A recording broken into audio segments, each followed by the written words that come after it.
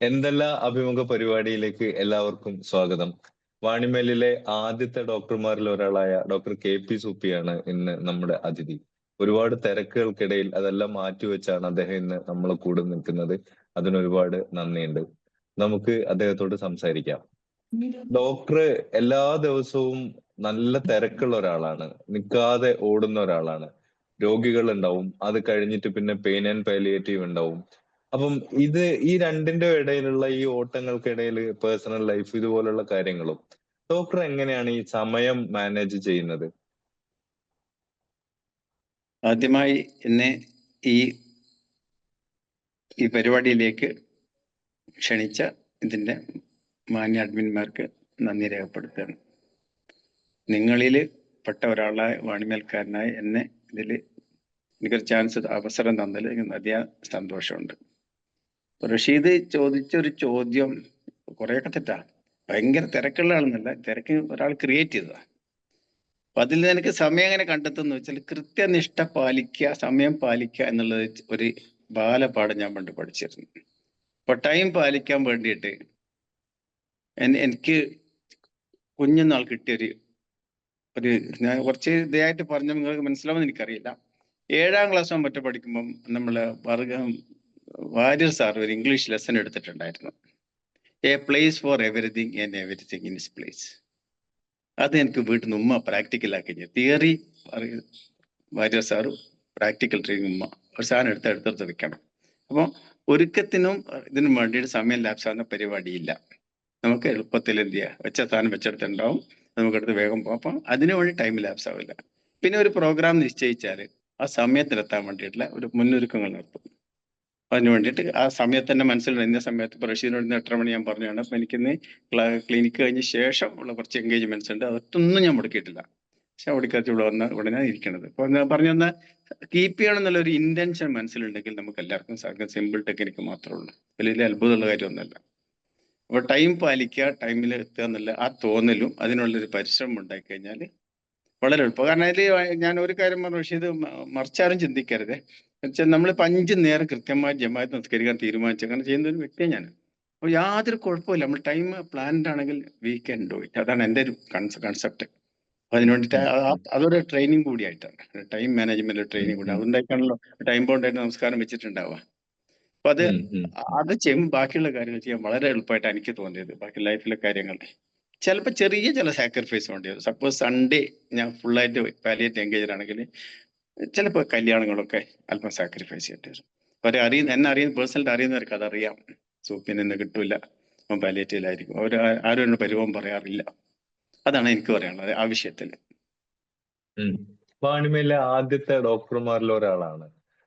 നമ്മുടെ നാട്ടിലെ ഡോക്ടർ ഈ ഒരു പ്രൊഫഷനിലേക്ക് വരുന്ന സമയത്ത് ആരൊക്കെയായിരുന്നു ഡോക്ടർമാരുണ്ടായിരുന്നത്? അന്നത്തെ ഒരു പ്രധാനപ്പെട്ട ചികിത്സയുടെ ഒക്കെ ഒരു അവസ്ഥ എന്തായിരുന്നു? അത് ശരിക്കും പറഞ്ഞാല് എൻ്റെ ചെറിയ പ്രായത്തില് UK കൃഷ്ണ കമ്പൗണ്ടർ ഡോക്ടർ ഭൂമി വാതിക്കൽ. പിന്നെ ഒന്നുള്ളത് മുഹമ്മദ് ഡോക്ടർ ഹോമിയോ. എന്തോ അത്ര സ്പെഷ്യാലിറ്റിയാണ്. അന്നൊന്ന് അതിനിപ്പോ നമുക്ക് അത്ര അറിയില്ലോ. പിന്നെ ഡോക്ടറായിട്ട് നമ്മൾ കാണുന്നത് സുകുമാരൻ ഡോക്ടർ വാണിമേൽക്കാരനാണെന്ന് അറിയാം, വളയത്ത് വെച്ച് കണ്ടിട്ടുണ്ട്. പിന്നെ അബ്ദുൾ ഡോക്ടർ നാട്ടിൽ കുറച്ചുകാലം പ്രാക്ടീസ് ചെയ്യുന്നു, നമ്പലക്കണ്ടി. അദ്ദേഹത്തിന്റെ സീനിയർ ആയിട്ടുള്ള. പിന്നെ ബൊമ്മനേന കുഞ്ഞാൽ ഡോക്ടറും. അതിനുശേഷം വന്നത് ഞാനാണ്. അപ്പൊ അവരുടെയൊക്കെ ഇതിൽ നിന്ന് അബ്ദുൾ ഡോക്ടറുടെ പിന്നെ കുറച്ചു കാലം പിന്നെ സർവീസിലൊക്കെ പോയതിന് നാട്ടിലധികം സേവനം ഉണ്ടായിട്ടില്ല. ഡോക്ടർ താവോട്ടുമുക്കില് കരിപ്പുള്ളിലെ 8 മക്കളിൽ 4ാമത്തെ ആളായിട്ടാണ് ഡോക്ടർ ജനിക്കുന്നത്. ഡോക്ടർ ഉമ്മാനെയും ഉപ്പാനെയും അതുപോലെ സഹോദരങ്ങളെയും കുറിച്ചൊന്ന്. അപ്പൊ അല്ലെ പണിക്കരോട്ടിൽ അബ്ദുള്ള താമസാക്കിയത് താവോട്ടുമുക്കില് കരിപ്പുള്ളിയിൽ. അതില് ഉമ്മ കിഴക്കേൽ പുതിയുള്ള നിങ്ങളെ വാണിമൽ ക്രിസ്ത്യൻ ഹൈസ്കൂളിലൊക്കെ സൂപ്പി മാസ്റ്ററൊക്കെ സിസ്റ്റർ ആയിരുന്നു. മൂത്ത സിസ്റ്ററാണ്. ഇപ്പോഴും ഹയത്തോറുണ്ട്. അവർ മാത്രമേ ജീവിച്ചിരിക്കുന്നുള്ളൂ. പിന്നെ 100ന്റെ അടുത്ത് പ്രായമുണ്ട്. ഷീസലായി. അവർ മാത്രമേ ഇപ്പം ജീവിച്ചിരിക്കുന്നുള്ളൂ. അവരിലെ ഈ പുതിയ വീട്ടിൽ താമസിച്ചപ്പോൾ ഞാൻ കേട്ടത് ശരിയാണെങ്കിൽ ആദ്യം ജനിച്ച ഞാനാണെന്നാണ്. അതിനുശേഷം ഇവിടെ ആൺതരി അവിടെ ജനിച്ചിട്ടില്ല, എൻ്റെ കുഞ്ഞിക്കാൽ കണ്ട ശേഷം. പിന്നെ എല്ലാം എൻ്റെ 4 സിസ്റ്റേഴ്സാണ് ശേഷമുള്ളത്. അതിന് ശേഷം മരണം കുഞ്ഞമ്മദ് മാസ്റ്റർ, പിന്നെ അബ്ദുറഹിമാന്, പക്ഷേ പള്ളിയോട് ഹൈസ്കൂളിൽ അല്ലെങ്കിൽ പള്ളിയോട് യു പി സ്കൂളിൽ അധ്യാപകനായിരുന്നു. നാട്ടിലെ എല്ലാവരുടെയും അറിയപ്പെടുന്ന ഒരു മാഷായിട്ടാണ് സ്നേഹം പിടിച്ചു വെച്ച ഒരു മാഷായിട്ടാണ് എനിക്കുണ്ടായത്. എന്റെ പ്രചോദനം അങ്ങേരുടെ ആ ലൈഫ് സ്റ്റൈലാണ്. ഈ ഡോക്ടർ ആവണം എന്നുള്ള ഒരു ആഗ്രഹം ഇത് ഏത് കാലത്താണ് ഉണ്ടാവുന്നത്? ആരെങ്കിലും ഒരു റോൾ മോഡൽ എങ്ങനെ ഉണ്ടായിരുന്നോ? ഡോക്ടർ അന്ന് ഈ കാലത്തെ പോലെ എൻട്രൻസിനൊക്കെ പോയിരുന്നോ? ഞാനെന്ന് പറയുമ്പോൾ ചിരിക്കരുത്. ശരിക്കും നിങ്ങൾ ചിരി വരട്ടെ. കാരണം SSLC വരെ വളയത്ത് പഠിച്ചു. വളയത്ത് പഠിച്ചിട്ട് SLC കഴിഞ്ഞപ്പോഴാണ് ആലോചിക്കുന്നത്. അപ്പം നല്ല മാർക്കോടെ പാസ്സായ ഫറൂഖ് കോളേജ് കൊണ്ടുപോയി ചേർക്കുക എന്നുള്ള നാട്ടിലെ ട്രെൻഡാണ്. ഇപ്പൊ എന്നെ വാപ്പ അതുപോലെ തന്നെ കൊണ്ടുപോയി ചേർത്തു. അന്ന് പോയില്ല കുഞ്ഞമ്മതും മാക്കൂലുമായ കുട്ടൻ്റെ കൂടെ ഉണ്ടായിരുന്നത്. അപ്പൊ അവിടെ ചെന്നതിന് ശേഷമാണ് അറിയുന്നത് 3 ഗ്രൂപ്പ് ഉണ്ടെന്നും. ഗ്രൂപ്പ് എടുത്ത് അതാവും ഫസ്റ്റ് ഗ്രൂപ്പ് എടുത്ത് എന്നാ സെക്കൻഡ് ഗ്രൂപ്പ് എടുത്ത അത് അപ്പോഴത്തെ ലോക വിവരം അത്ര ഞങ്ങൾ ആലോചിച്ചാൽ മതി. ആ ലോക വിവരം വെച്ചിട്ട് സെക്കൻഡ് ഗ്രൂപ്പ് PV അഹമ്മദ് കണ്ടിക്കാക്കാണ് ഹനുമാൻ 50 മാഷാണ് എനിക്ക് ഫോം ഫില്ലപ്പ് ചെയ്ത് സെക്കൻഡ് ഗ്രൂപ്പ് പഠിപ്പിച്ചതും. അങ്ങനെ സെക്കൻഡ് ഗ്രൂപ്പ് എടുത്ത് പഠിച്ചതും. അപ്പം മനസ്സിലായി സെക്കൻഡ് ഗ്രൂപ്പ് എടുത്ത് പഠിച്ചു കഴിഞ്ഞാൽ നല്ല മാർക്ക് ഉണ്ടെങ്കിൽ മെഡിസിന് കിട്ടും. അപ്പോൾ നമ്മളെ വളയത്തുള്ള ഒരു ഇംഗ്ലീഷും തവട്ടും മുക്കിലത്തെ സ്റ്റാൻഡേർഡും വെച്ച് പോയാൽ നിങ്ങൾക്ക് ആലോചിക്കാൻ തന്നെ ഉള്ളൂ. അപ്പം ഇംഗ്ലീഷ് ലെവലാകുമ്പോഴേക്ക് ഫസ്റ്റ് ഇയർ കഴിഞ്ഞു പോയി. ഇതെല്ലാം കൂടി തട്ടിമുട്ടി പ്രീ ഡിഗ്രി കഴിഞ്ഞു. പ്രീ ഡിഗ്രിയാണ് അന്ന്. പ്രീ ഡിഗ്രി മോശമില്ലാത്ത മാർക്കോട്ട് പാസ്സായി. പക്ഷേ ചെറിയൊരു അപാകത, ഞാൻ പിന്നെ അതിലേക്ക് വരും. ചെറിയൊരു അപാകതയാണ് എൻ്റെ ലൈഫിൽ ടേണിംഗ് പോയിന്റ്. ശരിക്കും പറഞ്ഞാൽ എന്താണ് നിങ്ങൾ ചോദിച്ചാൽ കുറച്ച് എന്താ ഞാൻ പറഞ്ഞു വരാം. ഇപ്പം എന്താണ് പറഞ്ഞത്? അത് ഈ പ്രീ ഡിഗ്രി കഴിഞ്ഞിട്ട് ഡിഗ്രിയാണ്. ഡിഗ്രി കഴിഞ്ഞാൽ പിന്നെ 1/3 പ്രീ ഡിഗ്രി 2/3 ഡിഗ്രി. അതാണ് അന്നത്തെ ക്രൈറ്റീരിയ. യൂണിവേഴ്സിറ്റി മാർക്ക് മാത്രമേ ഉള്ളൂ, എൻട്രൻസ് എക്സാം ഇല്ല. കേരളത്തിൽ നമ്മുടെ മെഡിക്കൽ കോളേജ് മാത്രം 500 സീറ്റ്. അപ്പോഴേ പിന്നെ ഡിഗ്രി എടുത്തപ്പോൾ അഡ്മിഷൻ പോയപ്പോ ഈ പ്രീ ഡിഗ്രി ഫസ്റ്റ് പ്രീ ഡിഗ്രിക്ക് ഒരു മാർക്ക് ബുക്കാണ്, മാർക്ക് ലിസ്റ്റ് അല്ല. അപ്പൊ ആ ബുക്കിന് ഒരു യെല്ലോ ബ്രൗൺ ഒരു ബ്ലൂ കവർ ഉണ്ട്. ഈ ബ്ലൂ കവർ എന്ത് ചെയ്യും? ഞാൻ പെട്ടി നിൽക്കുമ്പോൾ കവർ കീറി. അഡ്മിഷൻ ആയിട്ടില്ല ഡിഗ്രിക്കോ. അപ്പൊ ഞാൻ ഈ ഇതും ഈ ചെറിയൊരു മാർക്ക് വ്യത്യാസത്തിന് മെഡിസിൻ അഡ്മിഷൻ മിസ്സായി. അതുപോലെ തന്നെ വേറെ കുറച്ച് പ്രശ്നങ്ങൾ ഇത് വെച്ചിട്ട് വാപ്പനെ കൂട്ടിയിട്ട് ജലീൽ സാഹിബ് വെച്ചാൽ നിങ്ങൾക്ക് കാലിക്കറ്റ് VC ഒക്കെ ആയിരുന്നു, കോളേജിന്റെ പ്രിൻസിപ്പലാണ്. അതിനകത്ത് എല്ലാവരും പേടിച്ചുകൊണ്ട് അകലെ സൂക്ഷിച്ച മനുഷ്യൻ. അദ്ദേഹനെ കണ്ടിട്ട് പോലും ഇല്ല. സ്റ്റുഡൻറ് അല്ലെങ്കിൽ കണ്ടിട്ടുണ്ടായിരിക്കാം, അയാളെ കാണും മാറിക്കളെ ഞങ്ങൾ എല്ലാവരും. അദ്ദേഹം വാപ്പൻ വെച്ചിട്ട് എന്നെ അത് അസസ് ചെയ്തിട്ട് 2-3 കാര്യങ്ങൾ വാപ്പനോട് പറഞ്ഞു. അന്ന് ഞാൻ മനസ്സിലാക്കിയൊരു പോയിന്റ്, ഒരു അധ്യാപകൻ ഇങ്ങനെ ആയിരിക്കണം. ഈ മാർക്ക് ലിസ്റ്റും ഈ കവർ കീറിയ മാർക്ക് ബുക്ക് വെച്ച് വാപ്പനോട് എൻ്റെ പിക്ചർ വരച്ചിട്ട് കൊടുത്തു. എന്തുകൊണ്ട് എനിക്ക് ഇത്ര അഡ്മിഷൻ മെഡിസിൻ അഡ്മിഷൻ മിസ്സായി, എന്തുകൊണ്ട് എൻ്റെ മാർക്ക് ലിസ്റ്റ് കീറി എന്ന് പറഞ്ഞ് ആദ്യം പറഞ്ഞ ഒരു പോസിറ്റീവ് ഇതാ പറഞ്ഞ ആള് കഴിവുള്ള ആളാണ്, പക്ഷെ കെയർലെസ് ആണ്. ഇത്രയുമല്ല. ഇവൻ ആ കെയർലെസ്നെസ് മാറ്റിയാൽ ഈ can reach at any height. അത് ഒരു വാപ്പനോട് പറഞ്ഞാൽ എങ്ങനെ ഉണ്ടാവും? അതിനൊരു റിയാക്ഷനാണ് ഞാൻ ഈ ഡോക്ടറായിട്ട് കൂടി ഇരിക്കുന്നത്. അന്ന് പറഞ്ഞ വാക്കിൽ ഞാനൊരു തിരുത്തൽ നടത്തി. കാരണം എൻ്റെ കെയർലെസ്നെസ് കുറച്ച് മാറ്റി ഞാൻ ഹാർഡ് വർക്ക് ചെയ്തപ്പോൾ ഡിഗ്രി കഴിഞ്ഞ് ഞാൻ ബെസ്റ്റ് സ്റ്റുഡൻ്റ് ആയിട്ട് ഇറങ്ങിയിട്ടാണ് മെഡിസിൻ കയറി. അങ്ങനെ ഉണ്ടായത്. ഡോക്ടർ ആവണം എന്നുള്ള ഒരു ഇൻസ്പിറേഷൻ എന്ന് പറയാൻ നാട്ടിലൊരു വർത്താനം പറയാം. മുന്നത്തിരുത്തി മൊയ്ത് ഹാജ് എന്ന് എൻ്റെ അയൽവാസി എൻ്റെ ബന്ധുവുണ്ട്. അയാൾ എന്നോട് കുഞ്ഞാൽ ഡോക്ടറായ ശേഷം സൂപ്പ് ഇനിയും ഡോക്ടർ ആവണം എന്നൊരു വാക്ക് പറഞ്ഞു. അതൊരു ആഗ്രഹം കൊണ്ട് പറഞ്ഞൊരു വാക്ക് മാത്രമേ. അത് അപ്പൊ ഒരു തലച്ചോറിലൊരു ഡോക്ടർ എന്നുള്ളൊരു ഇതിട്ടത് പോയിന്റ് ഇട്ടത് അദ്ദേഹം. കോഴിക്കോട് മെഡിക്കൽ കോളേജിൽ 21ാം ബാച്ചിലാണ് ഡോക്ടർ. അപ്പം ഈ നമ്മളെ നാട്ടിൽ തികച്ച ഒരു എന്താ പറയാ നാട്ടും പുറത്തുനിന്ന് വരുന്ന ഒരു കുട്ടി മെഡിക്കൽ കോളേജ് പോലുള്ള ഒരു സ്ഥലത്തൊക്കെ വരുമ്പോൾ ഡോക്ടർക്ക് ഏതെങ്കിലും തരത്തിൽ ബുദ്ധിമുട്ടുകൾ ഫീൽ ചെയ്തിരുന്നു? അങ്ങനെയില്ല. ഞാൻ ഡിഗ്രി കഴിഞ്ഞല്ലോ, കുറച്ചുകൂടി മെച്ചൂരിറ്റി വന്നില്ലേ, പ്രീ ഡിഗ്രി ലെവലല്ലോ. അപ്പൊ അതും പഠിച്ച ഫറൂഖ് കോളേജിൽ തന്നെ. അപ്പൊ ടൗണിലത്തെ കുരുത്തക്കടൊക്കെ അദ്ദേഹം കേട്ടും മനസ്സിലാക്കിയല്ലോ. പിന്നെ മെഡിക്കൽ കോളേജിൽ പോകുമ്പോൾ എന്താണ് ഷുഗറുടെ ആ കാലത്ത് റാഗിങ് ശരിക്കും നന്നായി നടക്കുന്ന സമയമാണ്. അപ്പൊ എൻ്റെ ഒരു കസിൻ ഉണ്ട് കാലിക്കറ്റ് നഴ്സിംഗ് ഡോക്ടർ KK കണങ്ങണ്ട് അബ്ദുള്ള, ഇപ്പം ജീവിച്ചിരിപ്പില്ല. അപ്പൊ ഞാൻ പോയിട്ട് അദ്ദേഹത്തോട് വൈകുന്നേരം പോയി ചോദിച്ചു, നാളെ പോയിട്ട് ഹോസ്റ്റലിലേക്ക് പോകണം, എന്താ വഴിയെന്ന് ചോദിച്ചു. അപ്പൊ പറഞ്ഞ് എൻ്റെ അനിയനെന്ന് പറയേണ്ട, അടികൊള്ളൂ, ഞാൻ കൊടുത്ത അടി കൂടി നിനക്ക് കിട്ടും, അവിടെ പോയിക്കോ, കിട്ടുന്ന വാങ്ങിച്ചോന്നല്ല, ഇതാ കിട്ടിയ ഉപദേശം. അന്ന് വൈകുന്നേരം പോയിട്ട് തുടങ്ങിയതാണ് മെഡിക്കൽ. ആ അടുക്കള 10-30-20 ദിവസമുള്ള രസകരമായ ചില പീഡനങ്ങൾ ചോദിച്ചാൽ മാറ്റിയൊന്നും ഒന്നും ഫീൽ ചെയ്തിട്ടില്ല. ഡോക്ടർ അത് കഴിഞ്ഞിട്ട് പിന്നെ ദാവൻകരയിലായിരുന്നു PG ചെയ്ത്. ഈ അവിടെ എന്ന് വെച്ചാൽ വേറൊരു നാട്, വേറൊരു ലാംഗ്വേജ്, അതോ അവിടുത്തെ ഒരു അനുഭവം? അവിടെയും മറ്റൊരു നാട്ടിലും അവിടെ വളരെ വ്യത്യസ്തമായ ഒരു അനുഭവം.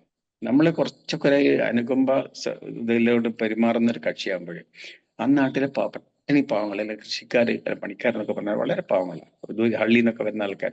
അവർ വരുമ്പോൾ അവരോട് നമ്മൾ ഇത്തിരി സ്നേഹത്തോടെ പെരുമാറും. അവരെ നമ്മൾ കാല് പിടിച്ചത് പേടിയാ. നിങ്ങൾ ദൈവമെന്ന് പറഞ്ഞിട്ട് അത് നമുക്ക് ശരിക്കും പറഞ്ഞാൽ ഇവിടെ അത് ഫീൽ ചെയ്യില്ല. അത്രമാത്രം റെസ്പെക്ട് അവർക്ക്. പറഞ്ഞാൽ അവർക്ക് ഒരു ഫേവർ, അവരോട് ആരും നല്ല പറയുമെന്ന് എനിക്ക് തോന്നിയില്ല. നല്ലത് ഞങ്ങൾ കുറച്ച് മലയാളികൾ നല്ല പറയുമ്പോൾ ഞങ്ങൾ അവർക്ക് ഭയങ്കര സ്നേഹവും. അതുകൊണ്ട് എന്ത് പ്രൊസീജിയർ ചെയ്യാൻ ഞങ്ങൾക്ക് വളരെ ഇഷ്ടംപോലെ ചാൻസ് കിട്ടിയിട്ടുണ്ട്. എന്തും ചെയ്യാം, ഇത്ര പ്രൊസീജിയർ ചെയ്യാം. അവര് നമ്മളെ ഇവിടുത്തെ പോലത്തെ ഒരു ഭയപ്പാടോട് ചെയ്യേണ്ട ആവശ്യമില്ല.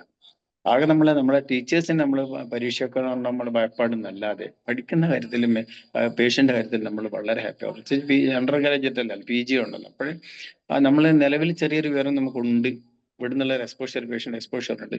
അവിടെ ചെല്ലുമ്പോൾ ആ പാവങ്ങളെ കാണുമ്പോൾ അവരോട് നമ്മൾ ഡീൽ ചെയ്യുമ്പോൾ അവരുടെ ഒരു റിയാക്ഷൻ ഉണ്ട് നമ്മളോടുള്ള. അത് നമ്മൾ ഒന്നും കൂടി എന്ത് ചെയ്യിച്ചാൽ ഇത്തരം പാവപ്പെട്ട ആൾക്കാരോട് സംതിങ് ചെയ്യണം എന്നുള്ളൊരു ഇതാണ് നമുക്ക്. അതാണ് തന്നൊരു പാഠം അവിടെ വെച്ച് PG സമയത്ത്.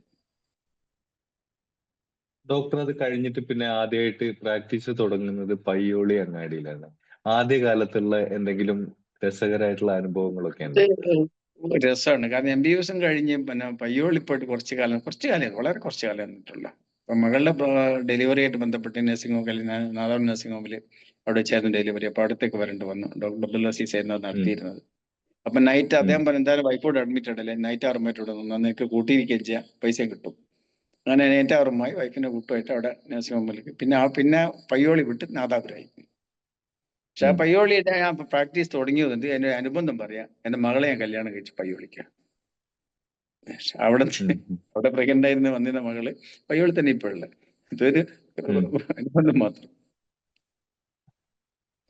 ഈ അതിലെ പ്രത്യേകിച്ച് ഡോ പറഞ്ഞോളൂ. ഡോക്ടർ ഡോക്ടർ പിന്നെ ഏറ്റവും കൂടുതൽ നാദാപുരത്ത് തന്നെയായിരുന്നല്ലോ. വാണിമേലാണ് എങ്കിലും ഡോക്ടർ ഒരു നാദാപുരംകാരൻ പോലെയായിട്ട് മാറിയിട്ടുണ്ടാവും. ഇപ്പം നാദാപുരത്ത് ഏറ്റവും കൂടുതൽ നിന്ന ഡോക്ടർമാരിൽ ഒരാളും ഡോക്ടർ തന്നെയായിരിക്കും. ആ നാടിന്റെ ഒരു ഡോക്ടറാണ്. നാദാപുരത്തെ കുറിച്ച് എന്താ പറയാനുള്ളത്? നാദാപുരവും വാണിമേലും എൻറ്റയർലി ഡിഫറെന്റാ. ഞാൻ ആ പ്രാക്ടീസ് തുടങ്ങിയ സമയത്ത് ഗൾഫിലുള്ള കുറച്ച് പണത്തിന്റെ ഒരു ഹുങ്കായിട്ട് എനിക്ക് തോന്നിയത്. വരിക, ഉടനെ കാര്യം സാധിച്ചു പോവുക. അപ്പൊ അന്നൊക്കെ അത്യാവശ്യം തിരക്കുള്ള പ്രാക്ടീസ് ഉണ്ട്. ഹോസ്പിറ്റലിലൊക്കെ തന്നെ RMO അയക്കുന്ന സമയത്തൊക്കെ. അപ്പൊ അതൊന്നും വെയിറ്റ് ചെയ്യാൻ പറ്റില്ല. അപ്പൊ തട്ടിക്കേറി സംസാരിക്കും, പേടിയാണ്. ചെറിയ പ്രായത്തിൽ പേടിയാണ്. പിന്നെ അത് മനസ്സിലായി അതിന്റെ അത്തരത്തിനുള്ള അവര് പാവങ്ങളാണ്. അവർ ആ ചാട്ടമുള്ളൂ. ആ ചാട്ടം നമ്മളങ്ങ് ഡീൽ ചെയ്താൽ കുഴപ്പമില്ലെന്ന് മനസ്സിലായി. അപ്പൊ ഭരതൻ സാർ കഴിഞ്ഞ ഏറ്റവും കൂടുതൽ നാദാപുരത്ത് ഇരുന്ന ഡോക്ടർ ഞാനാണ്. ഉം, സർക്കാർ സർവീസിന് ആരും ഉം, നാദാപുരത്ത് ഇരിക്കാറില്ല. ഈ തട്ടിക്കയറിയുള്ള ആൾക്കാർക്ക് പേടിയാ, അവർ പൊയ്ക്കളി.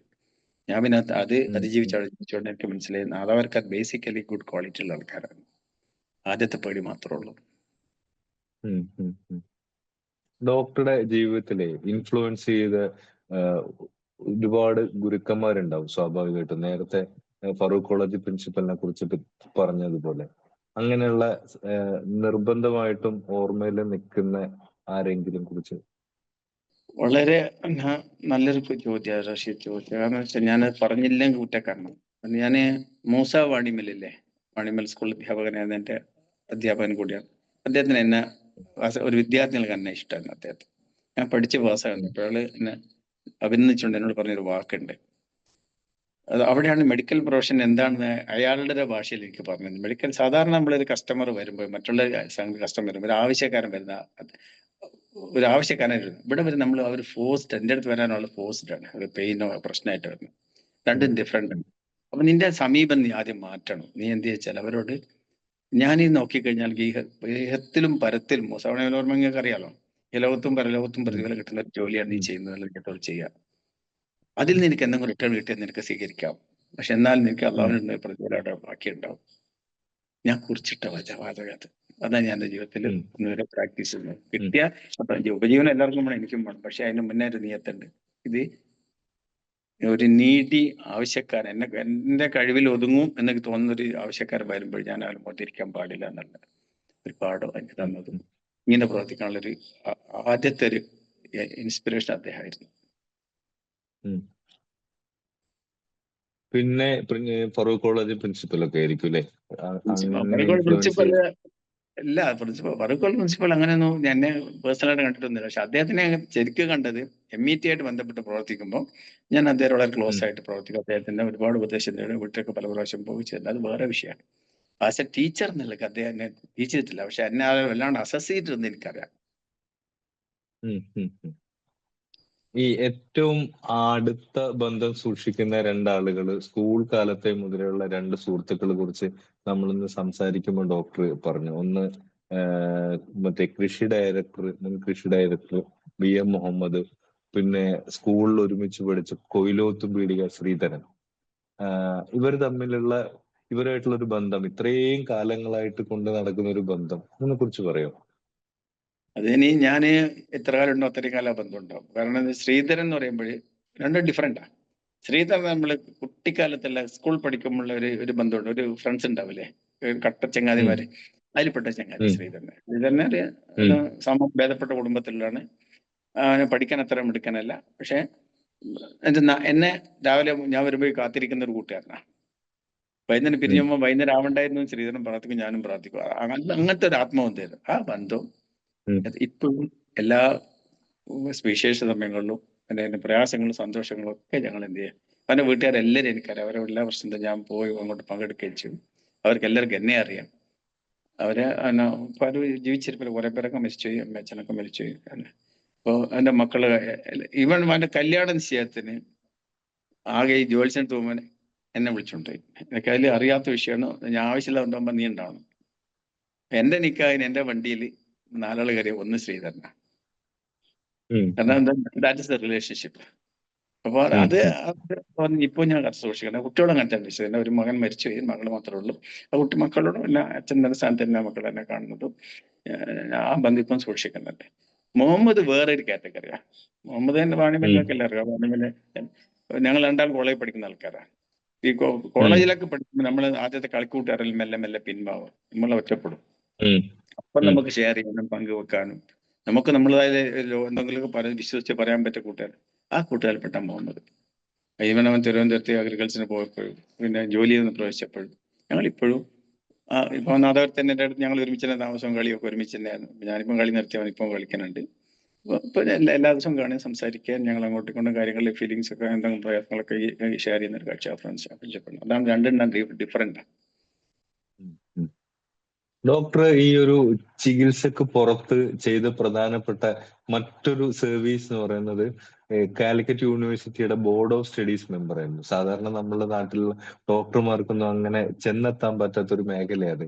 ഡോക്ടർ അതിനെ കുറിച്ച് പറയോ? അത് ഏത് തരത്തിലാണ് അവിടെ എത്തിയത്, എന്തൊക്കെയാണ് എങ്ങനെയാണ് വന്നെന്ന് ചോദിച്ചാൽ എനിക്കല്ല. ഞാൻ ആരെയും സമീപിച്ചിട്ടല്ല. എൻ്റെ സുഹൃത്ത് യൂണിവേഴ്സിറ്റിയിലെ ഉന്നത പോസ്റ്റിലുണ്ടായിരുന്നു, ഫറൂഖ് കോളേജിന്റെ പ്രൊഫസറായിരുന്നു. അദ്ദേഹം എന്നെ വിളിച്ച് ചോദിച്ചാണ്, ഒരു ബോർഡ് ഓഫ് സ്റ്റഡീസിന് ചെയർമാൻ പോസ്റ്റ് ഏറ്റെടുക്കാവും. അപ്പൊ എന്താണ് ഈ ബോർഡ് ഓഫ് സ്റ്റഡീസ് എന്ന് എനിക്കറിയില്ല. അപ്പൊ ഞാൻ ചോദിച്ചു, ഈ സ്പീച്ച് ആൻഡ് ഹിയറിംഗ്. അപ്പൊ അന്ന് കാലിക്കറ്റ് യൂണിവേഴ്സിറ്റിയിൽ സ്പീച്ച് ആൻഡ് ഹിയറിംഗ് കോഴ്സ് തുടങ്ങിയിട്ടുള്ളൂ. അവർ BSc സ്പീച്ച് ആൻഡ് ഹിയറിംഗ് പറഞ്ഞ തുടങ്ങിയിരുന്നത്. അപ്പൊ സിലബസ് ശരിക്കും ഫോം ചെയ്തിട്ടുണ്ടായിരുന്നില്ല. ഒരു ബാച്ചിന്റെ അഡ്മിഷൻ സ്റ്റാർട്ട് ചെയ്തു. 2 കോളേജിലായിരുന്നു അഡ്മിഷൻ സ്റ്റാർട്ട് ചെയ്തു. അപ്പൊ അതിന് സിലബസ് ഫോം ചെയ്യണം, കംപ്ലീറ്റ് കാര്യങ്ങൾ ഫ്രെയിം ചെയ്യുന്നതാണ് എന്റെ ഡ്യൂട്ടി. അപ്പൊ എനിക്ക് കുറച്ച് സാവകാശമുണ്ട്. ഞാൻ സാവകാശം വെച്ചിട്ട് എന്ത് വെച്ചാൽ മദർ കോളേജസിന്റെ സിലബസ് ശരിക്ക് വരുത്തി പഠിച്ചു. അപ്പൊ എന്റെ കൂടുതൽ ഫാക്കൽറ്റി ഒക്കെ ഒന്നിനൊന്നും വെച്ചുള്ള പവർഫുൾ ആയിട്ടുള്ള സബ്ജക്റ്റ് ഉള്ള ആൾക്കാർ, എല്ലാ സബ്ജക്റ്റിന്റെ ആൾക്കാർ എന്റെ കൂടെ. ഞാൻ ചെയർമാൻ മാത്രമാണ്. ഞാൻ മീറ്റിംഗ് ഓർഗനൈസ് ചെയ്തൊന്ന് സമ്മപ്പ് ചെയ്യുക, പിന്നെ അണ്ടർ സൈൻ ചെയ്ത് അത് രേഖയാക്കുക എന്നുള്ള എൻ്റെ മെയിൻ ഡ്യൂട്ടി. അപ്പൊ എനിക്ക് അവരുടെ കൂടെ കൂടിയപ്പോൾ എനിക്ക് എന്താ വെച്ചാൽ അത് വളരെ എളുപ്പമായി തോന്നി. കാരണം ബേസിക്കലായിട്ട് ഞാൻ 2-3 യൂണിവേഴ്സിറ്റിയുടെ സിലബസ് പഠിക്കുകയും അപ്പൊ അതിന്റെ പേരൊക്കെ മാറ്റി BSLP എന്നാക്കി. പിന്നെ അതിന്റെ പിന്നെ കംപ്ലീറ്റ് സിലബസ്, അതിന്റെ റെഫറൻസുകൾ, എക്സാമിനേഴ്സ്, ബോർഡോ, അങ്ങനെയുള്ള എല്ലാ ഡീറ്റെയിൽസ് യൂണിവേഴ്സിറ്റിക്ക് എന്തൊക്കെയാണ് ചോദിച്ചത് എല്ലാം കൊടുത്ത് 3 വർഷം കൊണ്ട് കംപ്ലീറ്റ് ആക്കിയാണ് ഇറങ്ങിപ്പോന്നത്. അപ്പൊ അത് നല്ലൊരു അനുഭവം. കാരണം വെച്ചാല് വേറിട്ടൊരു അനുഭവം. ഞാൻ ഒരിക്കലും ചിന്തിക്കുക എന്റെ കഴിവിൽ ഒതുങ്ങുന്നതല്ല. പക്ഷെ still then I could manage സംഭവം ബിക്കോസ് ഓഫ് ദെയർ ഹെൽപ്പ്. ഡോക്ടറുടെ ജീവിതത്തിൽ അങ്ങനെയുള്ള ഏറ്റവും ഒരു ഉജ്ജ്വലമായിട്ടുള്ള ഒരു ചാപ്റ്റർ എന്ന് പറയുന്നത് പെയിൻ ആൻഡ് പാലിയേറ്റീവിന്റെ ആണ്. ഇപ്പം നല്ല തിരക്കുള്ള ഡോക്ടറാണ്, ഒരുപാട് രോഗികളുള്ളതാണ്. ഇതെല്ലാം കഴിഞ്ഞിട്ട് ഈ ഏതൊക്കെയോ വീടുകളിൽ ഒട്ടും വയ്യാതെ വേദന തിന്ന് നിൽക്കുന്ന ആളുകളുടെ അടുത്തേക്ക് ഓട്ടങ്ങളാണ്. അപ്പം ഈ ഒരു അനുഭവം എന്ന് പറയുന്നത് നമ്മുടെ ഒരു നോർമൽ അനുഭവമല്ല. ജീവിതത്തിനോട് ഭയങ്കരമായിട്ട് പൊരുതുന്ന ആളുകൾക്ക് സമാധാനം കൊടുക്കലാണ്. അങ്ങനെയുള്ളതിന്ന് ഈ പെയിൻ ആൻഡ് പാലിയേറ്റീവ് അനുഭവങ്ങളെ കുറിച്ച് ഡോക്ടർ പറയും. ഞാൻ ഒന്ന് ഒരു സ്റ്റെപ്പ് മുന്നോട്ട് പോയിക്കോട്ടെ. യെസ്. പെയിൻ പാലിയേറ്റ് ബന്ധപ്പെട്ടില്ല. പെയിൻ ആൻഡ് പാലിയേറ്റ് തുടങ്ങുന്നതിന് മുമ്പിട്ട് എന്റെ മനസ്സിൽ എപ്പോഴും ഉണ്ടായിരുന്ന, ഞാനിപ്പോ എന്തായാലും എന്റെ ജീവിത മാർഗത്തിന് വേണ്ടി ജോലി ചെയ്യുന്ന ഒരു നിശ്ചിത സമയം പാവപ്പെട്ടവർക്ക് വേണ്ടി മാറ്റി വെക്കണം. ഞാൻ പലരോടും പങ്കുവെച്ചു. അതിൽ എന്റെ ഈ മെഡിക്കൽ റെപ്രസെന്റേറ്റീവ് വരുന്ന ഒരു ഫ്രണ്ട് പറഞ്ഞു, ഡോക്ടേഴ്സ് ഇല്ലാത്തൊരു ഏറിയ ആയിരിക്കണം അവിടെ, എന്നെ അവർ ഐഡന്റിഫൈ ചെയ്യാൻ പാടില്ല, അത് എന്നെ പ്രാക്ടീസ് ചെയ്യുന്ന നിലക്കും അത് ഇൻഫ്ലുവൻസ് ചെയ്യാൻ പാടില്ല, അങ്ങനത്തെ സ്ഥലം. അതിനോട് വടകര താഴെയങ്ങാടിയില് ഇപ്പം മെഡിക്കൽ ഫെസിലിറ്റി തീരെയില്ല. ടാസിന്റെ ഒരു ആഴ്ചക്ക് ഒരു ദിവസം 2 ആഴ്ചക്കുള്ള ഒരു ക്ലിനിക്ക് മാത്രമേ ഉള്ളൂ. ടാസ് വടകര ഒരു സർവീസ് സൊസൈറ്റിയാണ്. അവിടെ നമുക്ക് ക്ലിനിക്ക് സ്റ്റാർട്ട് ചെയ്യാൻ അവിടെ വളണ്ടിയേഴ്സ് തന്നെ അതിന്റെ ആൾക്കാരൊക്കെ നമുക്ക് കിട്ടും എന്ന് പറഞ്ഞു. അങ്ങനെ അവരൊന്ന് എന്നോട് സംസാരിക്കുക. ഞാൻ 99 അവിടെ ഒരു ക്ലിനിക്ക് സ്റ്റാർട്ട് ചെയ്തു. സൺഡേ ഏർലി മോർണിംഗ് തുടങ്ങും, രാത്രി വരെ 100 ചില്ലാൻ പേഷ്യൻ്റ് ഒക്കെ ഉണ്ടാവും. അപ്പൊ അത് നന്നായിട്ട് തിരക്കിട്ട് പോകുന്നുണ്ട്. അപ്പൊ ആരോ ഒരാളെ ആരാന്നിരിക്കല്ല എന്നോട് പിന്നെ സംഘാടകർ ചോദിച്ചു, നിങ്ങൾക്കൊരു ബിൽഡിങ്ങിന്റെ ഒരു പോർഷൻ എടുത്തിട്ട് മോഡിഫൈ ചെയ്ത് ക്ലിനിക്ക് നടത്താൻ. ആദ്യത്തെ തീരെ സൗകര്യമില്ലായിരുന്നു.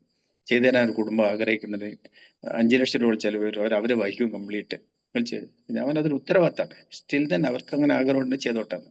അങ്ങനെ മുനിസിപ്പൽ ഓഫീസിൽ ഒരു കെട്ടിടത്തിന്റെ മേൽഭാഗം അവരടുത്ത് മോഡിഫൈ ചെയ്ത് സെൽഫി മേടിക്കാൻ നല്ല സ്റ്റെയർ കേസ് ഉണ്ടാക്കി, എനിക്കൊരു കൺസൾട്ടിങ് റൂം ഉണ്ടാക്കി തന്നു, പേഷ്യന്റ് വെയിറ്റിംഗ് റൂം ഉണ്ടാക്കി കൊടുത്തു, ഫാർമസിക്ക് ഒരു സ്ഥലം തന്നു, അവിടെ നെബുലൈസേഷൻ കൊടുക്കാൻ ECG എടുക്കാനൊക്കെ സംവിധാനങ്ങൾ ചെയ്ത് അത് സ്മൂത്ത് ആയിട്ട് നടന്നു. സൺഡേ ഞാൻ പോകും, ബാക്കിയുള്ള ദിവസങ്ങളിൽ അവര് മെഡിസിൻ കൊടുക്കുക, ECG എടുക്കുക ചെയ്യുക. അത് ഇന്നും വർക്ക് ചെയ്യുന്നത്. ഞാൻ പോകുന്നില്ല, പക്ഷെ അവിടെ മെഡിസിൻ കൊടുക്കുക, ബാക്കി കാര്യങ്ങൾ ചെറിയ തോതിൽ ഇപ്പോൾ നടക്കുന്നുണ്ട്. അപ്പൊ ആ ഇടയ്ക്കാണ് പിന്നെ തണൽ വന്നു, പിന്നെ വേറെ ക്ലിനിക്ക് വന്നു, ഫിഷറീസിൽ വേറെ ഡോക്ടേഴ്സ് വന്നു, ഏറിയൽ മെഡിക്കൽ ഇത് കൂടുതൽ ഫെസിലിറ്റി വന്നപ്പോൾ സ്വമേധ എന്റെ കേസ് കുറേ എന്റെ പ്രസക്തി കുറഞ്ഞു. പക്ഷെ അതിലൊരു കാര്യം ഇവിടെ പറഞ്ഞിട്ട് ഞാൻ എന്ത് ചെയ്താൽ മറ്റേലേക്ക് കിടക്കാം. അതിലേ ഞാൻ അവിടെ വർക്ക് ചെയ്യുമ്പോൾ ഒരുപാട് ആൾക്കാർ ഈ ഒന്തത്തിന് താഴെയുള്ള റെയിലിന്റെ അപ്പുറത്താണ് ഈ താഴെങ്ങാടി. അവിടെ വരുമ്പോഴേ അവിടെ നിന്ന് എന്റെ പേഷ്യന്റ് ആയിരിക്കുന്ന ആൾക്കാരനെ അത് ക്ലീൻ ചെയ്യാനും അത് അറേഞ്ച് ചെയ്യാനൊക്കെ സഹായിച്ചു തരും. പാവപ്പെട്ട പ്രായമുള്ള ആൾക്കാർ. ഒരു പേര് ഓർക്കുള്ള സംതിങ് ലൈക്ക് നമ്മുടെ ഓർമ്മയിലുള്ളത്. അപ്പൊ അദ്ദേഹം തീരെ ശ്വാസം മുട്ട് നടക്കാൻ വയ്യ, വളരെ കഷ്ടപ്പെട്ടാ വരിക. എന്നാലും അവിടെ ഇരുന്ന് ലാസ്റ്റ് വരെ ഇരുന്ന് മരുന്നൊക്കെ വാങ്ങി പോകും. കുറച്ച് ഞാൻ ആശ്വാസം കിട്ടും. എന്നോട് പറഞ്ഞു ഭയങ്കര സന്തോഷം പോയി, ഡോക്ടർ ഞാൻ ഇന്നലെ നടന്ന് കയറി. ആ ജീവിതത്തിൽ കുറേ കാലം ഞാൻ ടൗണിൽ കയറിയില്ല, എനിക്ക് ശ്വാസം മുട്ട് കൊണ്ട് ഒന്നും കയറാൻ പറ്റും, എന്നോട് നന്ദി പറഞ്ഞു. ആ മനുഷ്യന് പിറ്റത്തെ ആഴ്ച ഞാൻ ചെന്നപ്പോ എന്നോട് നടത്തിപ്പുള്ള എൻ്റെ ഒരു സുഹൃത്തുണ്ട്, അയാൾ പറഞ്ഞു, നമ്മളെ ഈ പറഞ്ഞ വ്യക്തി മെനിയാന്ന് മരിച്ചുപോയി. ഞാൻ എന്ത്? അപ്പൊ അയാൾ പറഞ്ഞു, നമുക്കൊന്ന് വീട്ടിൽ പോകണം തന്നെ. അപ്പൊ നമുക്ക് താഴെങ്ങാടി വീട് നമുക്ക് പറയാൻ പറ്റില്ല, ബിയോണ്ട് അവർ ഇമാജിനേഷൻ, അങ്ങനത്തെ ഒരു ഷെൽട്ടർ. അവിടെ ഒരു ഉമ്മ ഉണ്ട്. ഉമ്മ പറഞ്ഞു, എന്നെ ഞാൻ കരഞ്ഞു ഒരു വിശ്വാസം. ഇവന് ശ്വാസം മുട്ട് വന്നപ്പോഴേ ഉമ്മ പറഞ്ഞു ഗവൺമെന്റ് ഹോസ്പിറ്റലിൽ കൊണ്ടുപോകാൻ പോവാം. അപ്പൊ ഇവൻ സമ്മതിച്ചില്ല. അവൻ എന്റെ ഡോക്ടർ മറ്റന്നാളെങ്കിലും അതുവരെ ഞാൻ ജീവിക്കും, ഞാൻ പേടിയും പോകുന്നില്ല, എനിക്ക് വല്ല ഷോക്കൊക്കെ. എന്നെ കാത്തിരുന്നിട്ട് അയാള് എന്നെ പറ്റിച്ച് പോയി കളി. ഓൾഡ് ഏജ് ആണ്, മരണത്തിന് ആരും മരിക്കും. പക്ഷെ അത്രമാത്രം ഒരാൾ ഡിപ്പെൻഡ് ചെയ്യുമ്പോൾ നമുക്ക് ഉണ്ടാകുന്ന ഒരു വിഷമമുണ്ട്. അയാൾ ചെയ്ത തെറ്റാ, 100% ചെയ്ത തെറ്റാ. ആൾമാരെന്ത് കെട്ടിട്ട് ആശുപത്രി പോകേണ്ടിയിരുന്നു. പക്ഷെ വല്ലാണ്ട് കട്ട് ചെയ്തൊരു സംഭവമായിരുന്നു. അതിനുശേഷം പിന്നെ അങ്ങനെ സംഭവങ്ങൾ ഉണ്ടായിട്ടില്ല. പിന്നെ എന്താ വെച്ചാൽ കുറെ പേര് വരും, കുറെ പേര് പോകും, കുറെ പേര് മെഡിസിൻ എടുക്കും, അതിപ്പം തുടർന്നല്ലാണ്ട്. അത് പിന്നെ പതുക്കാണ് വിഡ്രോ ചെയ്തിട്ട് ഞാൻ പിന്നെ എന്ത് ചെയ്തേ, സ്വസ്ഥാനത്തേക്കാണ് ജാഫർ വാണിമേൽ എന്നെ പിടിച്ച് നിലവിൽ പെയിൻ ആൻഡ് പാലിയേറ്റീവിൽ ഇട്ടത്. അത് MET ഒരു ക്യാമ്പ് ഉണ്ടായിരുന്നു കിടപ്പ് രോഗികളുടെ. അതിന്റെ മെഡിക്കൽ ചുമതല ഞാനായിരുന്നു. ഞാൻ പാലിയേറ്റീവ് വളണ്ടിയർ ആയിട്ടില്ല. അപ്പൊ അന്ന് അവരെ പിടിച്ച് റൂമിൽ കൊണ്ടുപോയി ബലമായി കുപ്പായ അടിച്ചാണ് പെയിൻ ആൻഡ് പാലിയേറ്റീവിന്റെ കുപ്പായം. അത് വളരെ അനുഗ്രഹമായി. കാരണം എന്താ പറഞ്ഞാൽ നാട്ടിലെ കുറച്ച് ആൾക്കാരെ സേവിക്കാലോ എന്നുള്ളൊരു അവസരം കിട്ടി. അത് അങ്ങനെയാണ് അതിലേക്കുള്ള പ്രവേശനം ഉണ്ടായത്. അതുമായിട്ട് ബന്ധപ്പെട്ട് പറഞ്ഞോളൂ. നമ്മൾ പെയിൻ ആൻഡ് പാലിയേറ്റീവിനെ കുറിച്ച് സംസാരിക്കുമ്പോൾ ഡോക്ടർ പറഞ്ഞൊരു വാചകം, പെയിൻ ആൻഡ് പാലിയേറ്റീവിനെ കുറിച്ചിട്ട് നമ്മുടെ ആളുകളൊന്നും ഇപ്പോഴും ശരിക്കും മനസ്സിലാക്കിയിട്ടില്ല. എന്താണ് ഇനി ആളുകൾ മനസ്സിലാക്കാനുള്ളത്? ആൾക്കാർ മനസ്സിലാക്കാനേ ഉള്ളൂ. ഞാനും മനസ്സിലാക്കി അങ്ങനെയായിരുന്നു. കുറെ വണ്ടിയിൽ കുറച്ച് ആൾക്കാർ എന്തൊക്കെ എവിടേക്ക് പോകാന്ന് ഞാൻ മനസ്സിലാക്കിയിരുന്നു. കുറച്ച് ആൾക്കാർ അവിടെ കുറേ മീറ്റിങ്ങുകൾ കൂടുക, അല്ലെങ്കിൽ വല്ലപ്പോൾ ഒരു ജാഥ വിളിച്ചു പോകാം. വാസ്തവം പറഞ്ഞാല് അതൊക്കെ അതിന്റെ ഭാഗമാണെങ്കിലും പെയിൻ ആൻഡ് പാലിയേറ്റീവ് എന്നാൽ അത് ഓരോ വ്യക്തിയും അറിഞ്ഞിരിക്കുകയും ചെയ്തിരിക്കേണ്ട ഒരു സംഭവമാണ്. അത് 3 ഘടകങ്ങളായിരുന്നു. Volunteer care, nursing care and ഒരു ഡോക്ടർ കെയർ വേണമെങ്കിൽ ഡോക്ടർ അതിൽ ലീസ്റ്റ് ഇമ്പോർട്ടൻ്റ് ആണ്. First and foremost is a volunteer care. എന്തിനു വോളണ്ടിയർ കെയറിന്റെ പ്രസക്തി? അവരാണല്ലോ നാട്ടുകാരുടെ ഒരു ഇൻവോൾവ്മെന്റ് വരുന്നത്. വോളണ്ടിയർ കെയർ എന്ന് പറയുമ്പോൾ നമ്മൾ വിചാരിക്കും ഞാൻ പോയിട്ട് എന്ത് ചെയ്യാനാണ്. ബേസിക് ആയിട്ട് ട്രെയിനിങ് നമുക്ക് കിട്ടി രോഗികളെ കണ്ടിട്ടുള്ള ഒരു നമുക്കൊരു പ്രയാസം ഉണ്ടാവില്ല. അത് കാണുമ്പോൾ പലതും കാണുമ്പോൾ അത് തീരെ ചെയ്ത് കഴിഞ്ഞാൽ നമ്മുടെ സാന്നിധ്യം അവർക്ക് വലിയ ആശ്വാസം കൊടുക്കും. അത് ഫിസിക്കൽ പ്രസൻസ്, നമ്മളെ വാക്കുകൾ, നമ്മൾ അവർക്ക് കൊടുക്കുന്ന ചില സേവനങ്ങൾ ഉണ്ടാവില്ലേ ഒരു മനുഷ്യൻ. ഞാൻ ഒരു ഉദാഹരണം പറഞ്ഞു തരാം. ഒരു ഈ ഓൾഡ് ഏജിൽ 60-70 ഒക്കെ ഏജ് വരുന്ന ഒരു എനിക്കറിയുന്ന ഒരു ഫാമിലി, സ്ഥലമൊന്നും പറയാനില്ല, ആളെ ഐഡന്റിഫൈ ഉണ്ടാകും. ഒരു മക്കളില്ലാത്തൊരു ആൾക്കാരുണ്ട്, രണ്ടുപേര്. ഒരാൾ ഭയങ്കര തടിയുള്ള ആളാണ്, ഭയങ്കര ഒബീസാണ്. മറ്റൊരാണെങ്കിൽ 70 ഏജിലുള്ള ഒരാൾക്ക് ഇവളെ കൈകാര്യം ചെയ്യാൻ കൈ ഒതുക്കി വെക്കാനാവില്ല വൈഫിന്. അപ്പൊ എന്താ വെച്ചാല് അവിടെ ഞങ്ങൾക്ക് നിർബന്ധം പോക്ക് ഞങ്ങള് റെസ്റ്റ് ചെയ്തുകൊണ്ട് ഞങ്ങൾക്ക് സേവനം ചെയ്ത് ഞങ്ങൾ പതിവായിട്ട് പോയി ഞങ്ങൾ സ്റ്റാഫെല്ലാം പോയിച്ചു. അപ്പൊ ഇവരെ ഡെയിലി 2 പ്രാവശ്യം ഒന്ന് തിരിച്ചും മറിച്ചും കിടത്തി ക്ലീൻ ചെയ്യണമെങ്കിൽ അത് നമുക്കാവില്ല. അപ്പൊ ഞാൻ ഈ അതൊക്കെ പറയും വെച്ചാല് ഈ നെയ്ബർഹുഡ് ആൾക്കാരെ സംഘടിപ്പിച്ചിട്ടൊക്കെ ഒരു യൂണിറ്റ് ഉണ്ടാക്കി, കുറച്ച് പേരുണ്ടാക്കിയിട്ട് ഒരു ശ്രമം നടത്തി. ഒരു 15 പേരെ കിട്ടിയാൽ, ഞാൻ പറഞ്ഞ അന്ന് റഹീമാഷ്, അന്ന് നമ്മുടെ ചെയർമാൻ റഹീമാഷുണ്ട്, പിന്നെ അയാൾക്ക് സാധിക്കുന്ന സ്ഥലമാണ്. 15 പേരെ കിട്ടിയ റഹീമാഷ് ആഴ്ചക്ക് ഒരു ഡ്യൂട്ടി അവരുള്ളൂ, 2 പേര് നിന്നാൽ മതി. രാവിലെയും വൈകിട്ടൊന്ന് അടുപ്പ് ചുമ്മാ പോയിട്ടൊന്ന് ഹെൽപ്പ് ചെയ്ത് കഴിഞ്ഞാൽ ആ പേഷ്യന്റിന് വലിയ റിലീഫാവും. ഞാൻ കുറെ ശ്രമിച്ചു, റഹീമാഷ് അതിലപ്പുറം ശ്രമിച്ചു, പക്ഷെ അത് സക്സസ് ആയില്ല. അപ്പൊ അയാളുടെ ആ മനുഷ്യനെ മരിച്ചു. കുറച്ച് കഷ്ടപ്പെട്ട ബാക്കി ഞങ്ങൾ കൊണ്ടാവാൻ വെച്ചത് കഷ്ടപ്പെട്ട് മരിച്ചപ്പോയി ദ്വാരക്കലിനൊക്കെ കണ്ടമാനം ആളുണ്ടായിരുന്നു. എവിടെയാണോ ഞാൻ ആവശ്യമില്ല അവിടെ പോകേണ്ടത്, മറ്റാവശ്യമില്ലെന്ന് ഞാൻ പറയുന്നില്ല, ഞാൻ നിർബന്ധം ഉണ്ടാകുന്ന സ്ഥലത്ത് ഞാൻ മറന്നുകൊണ്ട്. അതുകൊണ്ട് ഞാൻ പറഞ്ഞത് ജനങ്ങൾ മനസ്സിലാക്കിയിട്ടില്ല എന്താണ് പാലിയേറ്റീവ് അറിയണം. ഞാൻ പോയതുകൊണ്ട് എന്താന്ന് ഇവിടെ നോക്കി എനിക്കൊന്നും മനസ്സിലാവില്ല. ചിലപ്പോൾ ചില കോൾ വരുമ്പോൾ ഞാൻ ആദ്യം ഫസ്റ്റ് എൻ്റെ ഉത്തരം എന്തിനു വെച്ചിട്ട് പോകുന്നിരിക്കും. കോള് കിട്ടി അവിടെ ചെന്നപ്പോ മനസ്സിലായി ഞാൻ പണ്ടങ്ങാൻ വരണ്ടി, ഞാൻ വരേണ്ടതായിരുന്നു, നേരത്തെ നോക്കണ്ടായിരുന്നു, വന്നില്ലെങ്കിൽ കുറ്റപോലെ. അതിന് ഉദാഹരണം പറയാം. കഴിഞ്ഞ ദിവസം പിന്നെ ഞാൻ തിരക്കിനിടയ്ക്ക്, ക്ലിനിക്ക് തിരക്കിനിടയ്ക്ക് പാലിയേറ്റീവുകൾ ചിലപ്പോൾ വിവരം പറയാനൊക്കെ അവർ ഫ്രീ ആക്കി വരാനുള്ള അവസരം ഉണ്ട്. അവിടെ വന്നപ്പോൾ അയാൾ നിങ്ങൾ കൂട്ടിക്കൊണ്ടുതന്നെയാ വന്നത്, നമുക്ക് തീരെ വയ്യ എന്ന് പറഞ്ഞു. നിലവിലുള്ളതുകൊണ്ട് അധികം ഡീറ്റെയിൽ ചെയ്തില്ല, ആളെ മനസ്സിലാവണ്ട. അപ്പൊ ഞാൻ വന്നിട്ട് ചെയ്യാനോട്ടോ അന്ന് ഞാൻ ഡിനേ ചെയ്താൽ മടക്കി വെച്ച്. ആ ഇടയ്ക്ക് എനിക്കൊരു കോൾ വന്നു, ഞങ്ങള് രജിസ്റ്റർ ചെയ്തൊരു രോഗി ഡെത്ത് കൺഫേം ചെയ്യാൻ മരിച്ച സംശയം കുറച്ച് അങ്ങോട്ടാണ്. ആളെ ഞാൻ പറയാം, അത് ഈ റീസെന്റ് തന്നെ ആളെ പറയാല്ല. അപ്പൊ ഓക്കെ നമുക്ക് പോകാം. അവർ വണ്ടി കൊണ്ട് ഞാൻ മരിച്ചെടുത്ത് പോയി, അല്ല കൺഫേം ചെയ്തു. ഞാൻ ഇവര് പറഞ്ഞു നമ്മുടെ വിമാനം ചെന്ന് നോക്കാം. എനിക്കെന്തോ ഒരു മനസാക്ഷി കുത്ത്, പോയില്ല എന്ന് പറയുമ്പോൾ നാളെ എന്തെങ്കിലും സംഭവിച്ചാൽ നമുക്കത് പോയില്ലല്ലോ. ചെന്ന് നോക്കി. പക്ഷെ അവർക്കൊന്നും ഉണ്ടായിട്ടില്ല. നമ്മൾ ഉള്ളിനുള്ളിൽ തോന്നലുണ്ട്. കാരണം വെച്ചാല് നമ്മളൊരു ദൗത്യം ഏറ്റെടുത്താണ്, അതിനോടൊന്ന് നീതി പുലർത്തണം. അതുകൊണ്ട് എനിക്കെന്തെങ്കിലും നഷ്ടമുണ്ടില്ല. എൻ്റെ അവിടെ കാത്തിക്കുന്ന അവിടെ തന്നെ കാത്തിക്കുന്നുണ്ട്, ഒരു പ്രശ്നമില്ല, അവർക്ക് ആർക്കും ആക്ഷേപമില്ല. ഞാൻ പോയില്ല, എൻ്റെ മനസാക്ഷി കുത്തി ഇന്നും പോയില്ല, എന്നാളും പോയില്ല. അപ്പൊ നമുക്ക് സമൂഹത്തോട് എനിക്ക് ചെയ്യാൻ ഉത്തരവാദിത്തമാണെന്നുള്ള തോന്നല് എനിക്കും ഉണ്ടാവണം, വളണ്ടിയേഴ്സിനുണ്ടാവണം, ഇത് കേൾക്കുന്ന ആൾക്കാർക്കുണ്ടാവണം. ഞാനെന്ത് ചെയ്യാന്ന് വെച്ചാൽ അവരത് തൊട്ടടുത്ത പാലിയേറ്റീവിനായിട്ട് ബന്ധപ്പെടട്ടെ. ചെയ്യാനുണ്ട്, ഒരുപാട് ചെയ്യാനുണ്ട്. ഒരു വാക്ക്, ഒരു നോട്ടം, അല്ലെങ്കിൽ ഒരു 5 മിനിറ്റ് അടി ഇരുന്ന് കൊടുക്കാം. അമ്മ കുളിച്ചു കയറുന്നേരെ അടി ഇരുന്ന് കൊടുക്കാം. അതുണ്ടായി കഴിഞ്ഞാൽ അത് നമ്മളിപ്പോ നമുക്ക് തന്നെ വിഷമം അറിയാതെ നമ്മളിപ്പം നിൽക്കുന്ന സെറ്റപ്പിൽ നമുക്ക് അങ്ങനത്തെ ഒരു റിക്വയർമെന്റ് ഉണ്ടായിട്ടില്ല. ഒരാൾ ഈ വളണ്ടിയർ ആവാന് എന്താ നമ്മൾ ചെയ്യേണ്ടതെന്ന് കൂടി ഒന്ന് പറയൂ. അതായത് ഒന്ന്, നമ്മൾ എല്ലാ തിരക്കുകൾക്കിടയിലും കിട്ടുന്ന ചെറിയ സമയത്ത് ആളുകൾക്ക് എന്തൊക്കെ ചെയ്യാൻ പറ്റും, അതിനെ ആരെയാണ് കോണ്ടാക്ട് ചെയ്യേണ്ടത്, അത് ഡോക്ടർ ഒന്ന് പറയാം. അതത് പ്രദേശത്ത് യൂണിറ്റുകൾ ഉണ്ടാവും ഞാൻ മനസ്സിലാക്കുന്നത്. മിക്കവാറും സ്ഥലത്ത് പാലിയേറ്റീവ് യൂണിറ്റുകൾ ഉണ്ടാവും. അവിടെ ബന്ധപ്പെട്ട് കഴിഞ്ഞാൽ അവർ ഇടയ്ക്ക് 10-20 പേരൊക്കെ ആകുമ്പോൾ ട്രെയിനിങ് വെക്കും. 2-3 ക്ലാസ്സസ് ട്രെയിനിങ് വെക്കുമ്പോൾ അവർക്ക് ഏതാണ്ട് ഒരു ഐഡിയ കിട്ടും. പിന്നെ കൂടെ പോകാൻ ആളും ഉണ്ടാവുമല്ലോ, സീനിയേഴ്സ് ആൾക്കാർ, എക്സ്പീരിയൻസ്ഡ് ആൾക്കാരുണ്ട്. അവരൊപ്പം ബാക്കി കാര്യങ്ങൾ ചെയ്യാൻ പറ്റും. അപ്പൊ അതിന് ആദ്യം ചെയ്യേണ്ട ആ യൂണിറ്റിട്ട് ബന്ധപ്പെട്ട് അവരവരുടെ വില്ലിങ്നെസ് അറിയിക്കുക. അതിന് മുന്നേ 4 ചോദ്യം മനസ്സിനോട് ചോദിക്കണം. ഞാൻ ഏറ്റെടുക്കുന്ന ദൗത്യത്തോടെ എനിക്ക് കൂടുതൽ പുലർത്താനാവുമെന്ന് ചോദിക്കണം. എങ്കിലേ ആളെ ബോധിപ്പിക്കാനോ കാണിക്കാനോ ഞാനും വളണ്ടിയർ എന്ന് അറിയാനോ അവിടെ ഒരു ക്രൗഡ് അവിടെ ആവശ്യമില്ല. അവിടെ ആവശ്യമുള്ള ഒരു വളണ്ടിയർ. ഉം, അങ്ങനെയുള്ള ഉം. ആൾക്കാർക്ക് പോകാം. അത് സമൂഹത്തിന് ഒരു മുതൽക്കൂട്ട് തന്നെ ആവും.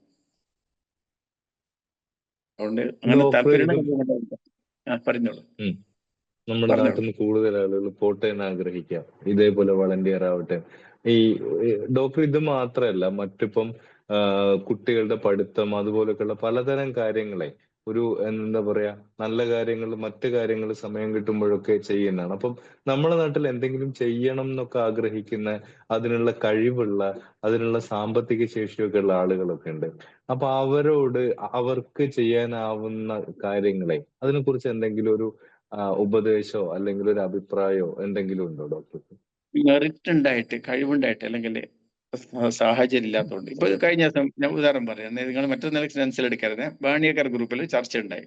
രാവിലെ ഉം, പോളവളത്തില് കഴിവ് തെളിച്ച കുട്ടിക്ക് ഒരു ഹെൽപ്പ് കൊടുത്താൽ എന്താ അതിനുള്ള ഡീറ്റെയിൽസ് ചർച്ച ഉം, ചെയ്തു. ഉം, അതുപോലെ എഫിഷ്യന്റ് ആയ സ്പോർട്സിലായിക്കോട്ടെ, പഠനത്തിലായിക്കോട്ടെ, മറ്റ് ആക്ടിവിറ്റീസിലായിക്കോട്ടെ, അവന്റെ തടസ്സം, മുന്നിൽ നിൽക്കുന്ന തടസ്സം ഫൈനാൻസോ അല്ല വേറെ അടിസ്ഥാന കാര്യങ്ങളോ ആണെങ്കിൽ അത് തീർത്തു കൊടുത്താല് ചിലപ്പോൾ നമ്മൾ ഇമാജിൻ ചെയ്യാത്ത തരത്തിലേക്ക് അവർ പോയിരിക്കും.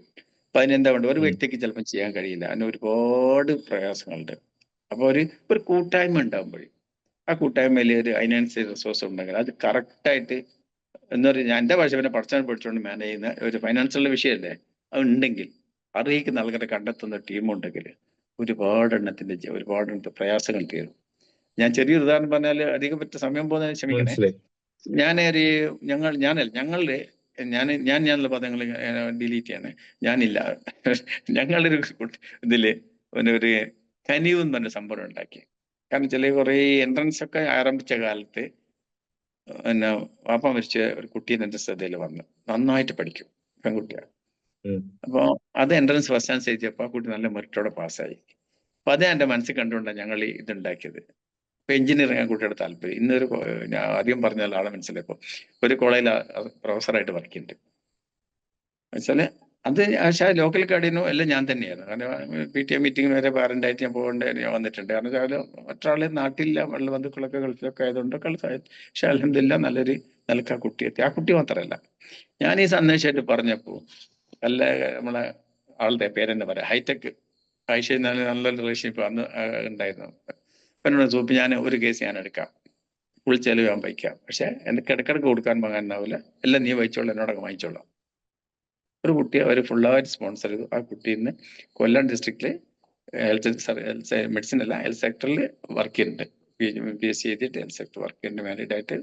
അത് അതിനെ ഹിസ്റ്ററി എന്ന് വെച്ചാൽ, എൻ്റെ മകളുടെ PTA മീറ്റിംഗ് ഞാൻ പോയപ്പോൾ ഒരു പാരന്റ് എന്നോട് പറഞ്ഞൊരു വാക്കാണ് അതിന്റെ നിദാനം. ഒരു കുട്ടിയുണ്ട്, തൊട്ടപ്പുറത്തെ ഒരു ഭാഗത്ത് നിന്ന് വരുന്ന അമ്മ തലച്ചുമടെടുത്തിട്ട് ആ കുട്ടീനെ പഠിപ്പിക്കുന്നത്. ഇനി അമ്മേറ്റാർക്ക് ആവൂല എന്ന് പറഞ്ഞു. ഞാൻ അന്ന് തൽക്കാലം എൻ്റെ മാളുകളിലാണ് പ്രസിഡന്റ് ആയിരുന്നു. അപ്പൊ ഞാൻ ഈ വിഷയം ഞങ്ങളെ കനിവിൽ അവതരിപ്പിക്കുകയും ഞങ്ങളത് ഏറ്റെടുക്കുകയും അതങ്ങനെ തന്നെ എൻ്റെ കയ്യിൽ തട്ടിപ്പറിച്ച് ആയിഷ കൊണ്ടുപോവുകയും ചെയ്തു. അങ്ങനെ ആ കുട്ടി അൽഹംദുലില്ലാ ഇന്ന് നല്ല നിലക്ക് എത്തിയിട്ടുണ്ട്. അങ്ങനെ വേറെ ഒരുപാട് കേസസ് ഉണ്ട്. പിന്നെ ഇതിപ്പോ ഗൾഫിലൊക്കെ പെട്ടാൽ അത് അതിന്റെ വേറെ കനിവ് ഞങ്ങൾ പിരിച്ചുവിട്ടു. പക്ഷെ ഞാൻ ഇന്നും അൽഹംദുലില്ലാ രണ്ടുപേരെ കറക്റ്റായിട്ട് കൊണ്ടുപോകും. സാന്ദർഭികമായിട്ട് പറഞ്ഞാണേ, ഞാൻ മുടങ്ങാതെ കൊണ്ടുപോകുന്നുണ്ട്. ഞാൻ ഞാൻ ചികിത്സയിലേക്ക് തന്നെ വരികയാണ്. പലതരം രോഗികളെ കണ്ട ഒരാളാണ്. രോഗികളെ മാത്രമല്ല, ബൈസ്റ്റാൻഡേഴ്സിനെ. ഇപ്പം ആ, മക്കളെ ഈ വയ്യാണ്ടായ മക്കളെ ഭയങ്കരമായിട്ട് ചേർത്ത് പിടിക്കുന്ന ആളുകള്, തീരെ സുഖമില്ലാണ്ടായ പാരന്റ്സിന് വേണ്ടിയിട്ട് ജീവിക്കുന്ന മക്കള്. എന്നാല് ഈ ഇതൊന്നും ഇല്ലാതെ ഏഹ്, അസുഖം വന്ന അസുഖം വന്ന പാരന്റ്സിനെ എങ്ങനെയെങ്കിലും ഒഴിവാക്കണം എന്ന് വിചാരിക്കുന്ന ആളുകള്, മക്കൾക്ക് എന്തെങ്കിലും പറ്റിയ കൂടെ നിൽക്കാത്ത പാരന്റ്സ്, ഇതൊക്കെ കണ്ടിട്ടുണ്ടാവും. ഡോക്ടറുടെ ഒരു അനുഭവത്തിലുള്ള ഈ ഒരു പേഷ്യൻസിന്റെ ഒരു അവസ്ഥയും ബൈസ്റ്റാൻഡേഴ്സിന്റെ ഒരു അവസ്ഥയും ഒന്ന് പറയും. മൂന്നാമത്തെ കാര്യം തുടങ്ങാം. സ്വന്തം രക്ഷിതാവിനെ നോക്കാൻ താല്പര്യം കാണിക്കാത്ത മകന്റെ അനുഭവം. അത് പറഞ്ഞ പോലെ സമീപ പ്രദേശത്ത് കുറെ മുന്നെയാണ് ഒരു കോൾ വന്നതാണ്. അത് അവിടം വരെ വരണം. വിളിച്ച കക്ഷികളെല്ലാം പിന്മാറിയിട്ട് ഞങ്ങൾ മാത്രം, ഞാനും എൻ്റെ വണ്ടിയിലുള്ള ആൾക്കാരും. എന്താ വെച്ചപ്പോ അവർക്കെല്ലാം പേടി. ചെന്ന് പെട്ടത് ഒരു ചെറിയൊരു ഒറ്റപ്പെട്ട സ്ഥലത്തുള്ള ഒരു വീട്ടിൽ, മുസ്ലിം വീട്ടിൽ. പഴയ ടൈപ്പ് വീട്, ഒരു പ്രായമുള്ള ആൾക്കാർ, നമ്മളെ പണ്ടത്തെ വരാന്തയിലെ ഓഫീസ് റൂം എന്നൊക്കെ പറയുന്നത്, നമ്മൾ ഓട് കഴിഞ്ഞുകൊണ്ട് അതിൻ്റെ അങ്ങനത്തെ റൂം കിടക്കുന്നുണ്ട്, തീരെ മോശാവസ്ഥയിൽ. അപ്പോൾ മകനെ വിളിച്ചപ്പോൾ സഹകരണം സഹകരണം ഇല്ലാന്ന് എനിക്ക് മനസ്സിലായി. ആ ഭാഷ എനിക്ക് ഇഷ്ടപ്പെട്ടില്ല. അപ്പോൾ ഞങ്ങൾ ടോൺ മാറ്റി. ഞങ്ങളിപ്പം പോലീസിനെ വിളിക്കും, നിങ്ങളെ ഫാദറെ കിടക്കണം, അല്ലെങ്കിൽ ഞങ്ങൾ തടലിലേക്ക് എടുത്തുകൊണ്ടു എന്നൊക്കെ പറഞ്ഞാൽ ഞങ്ങൾ സ്വരം മാറ്റിയപ്പോൾ ഞങ്ങൾ പുറത്തിറങ്ങി വാർഡ് മെമ്പറെ വിളിച്ചുകൊണ്ടുവന്ന് അയാൾ ഒരു ദിവസം സാവകാശം ഞങ്ങളോട് വാങ്ങി, നാളെ ഞങ്ങൾ അവിടെ ചെയ്യുന്നത് അയാളെ ഏറ്റെടുത്തു. അയാൾ 2 ദിവസം മരിച്ചെങ്കിലും ഒരു വൃത്തിയായിട്ട് മരിക്കാനുള്ള ഭാഗ്യം അദ്ദേഹത്തിന് ഉണ്ടായി. അതൊരു ഭാഗം. രണ്ടാമത്തെ ഒരു ഭാഗത്തിൽ വെച്ചാല് ഒരു മകൾ മാത്രമുള്ള ഒരു ഫാമിലി, ഹസ്ബൻഡ് ലേശം ഇത്തിരി കൂലിപ്പണി ജീവിക്കുന്ന ആളായിരുന്നെങ്കിലും എന്നൊക്കെ ഇത്തിരി ജോലി അടിച്ചൊക്കെ ജീവിച്ച കൊടുത്തല്ല.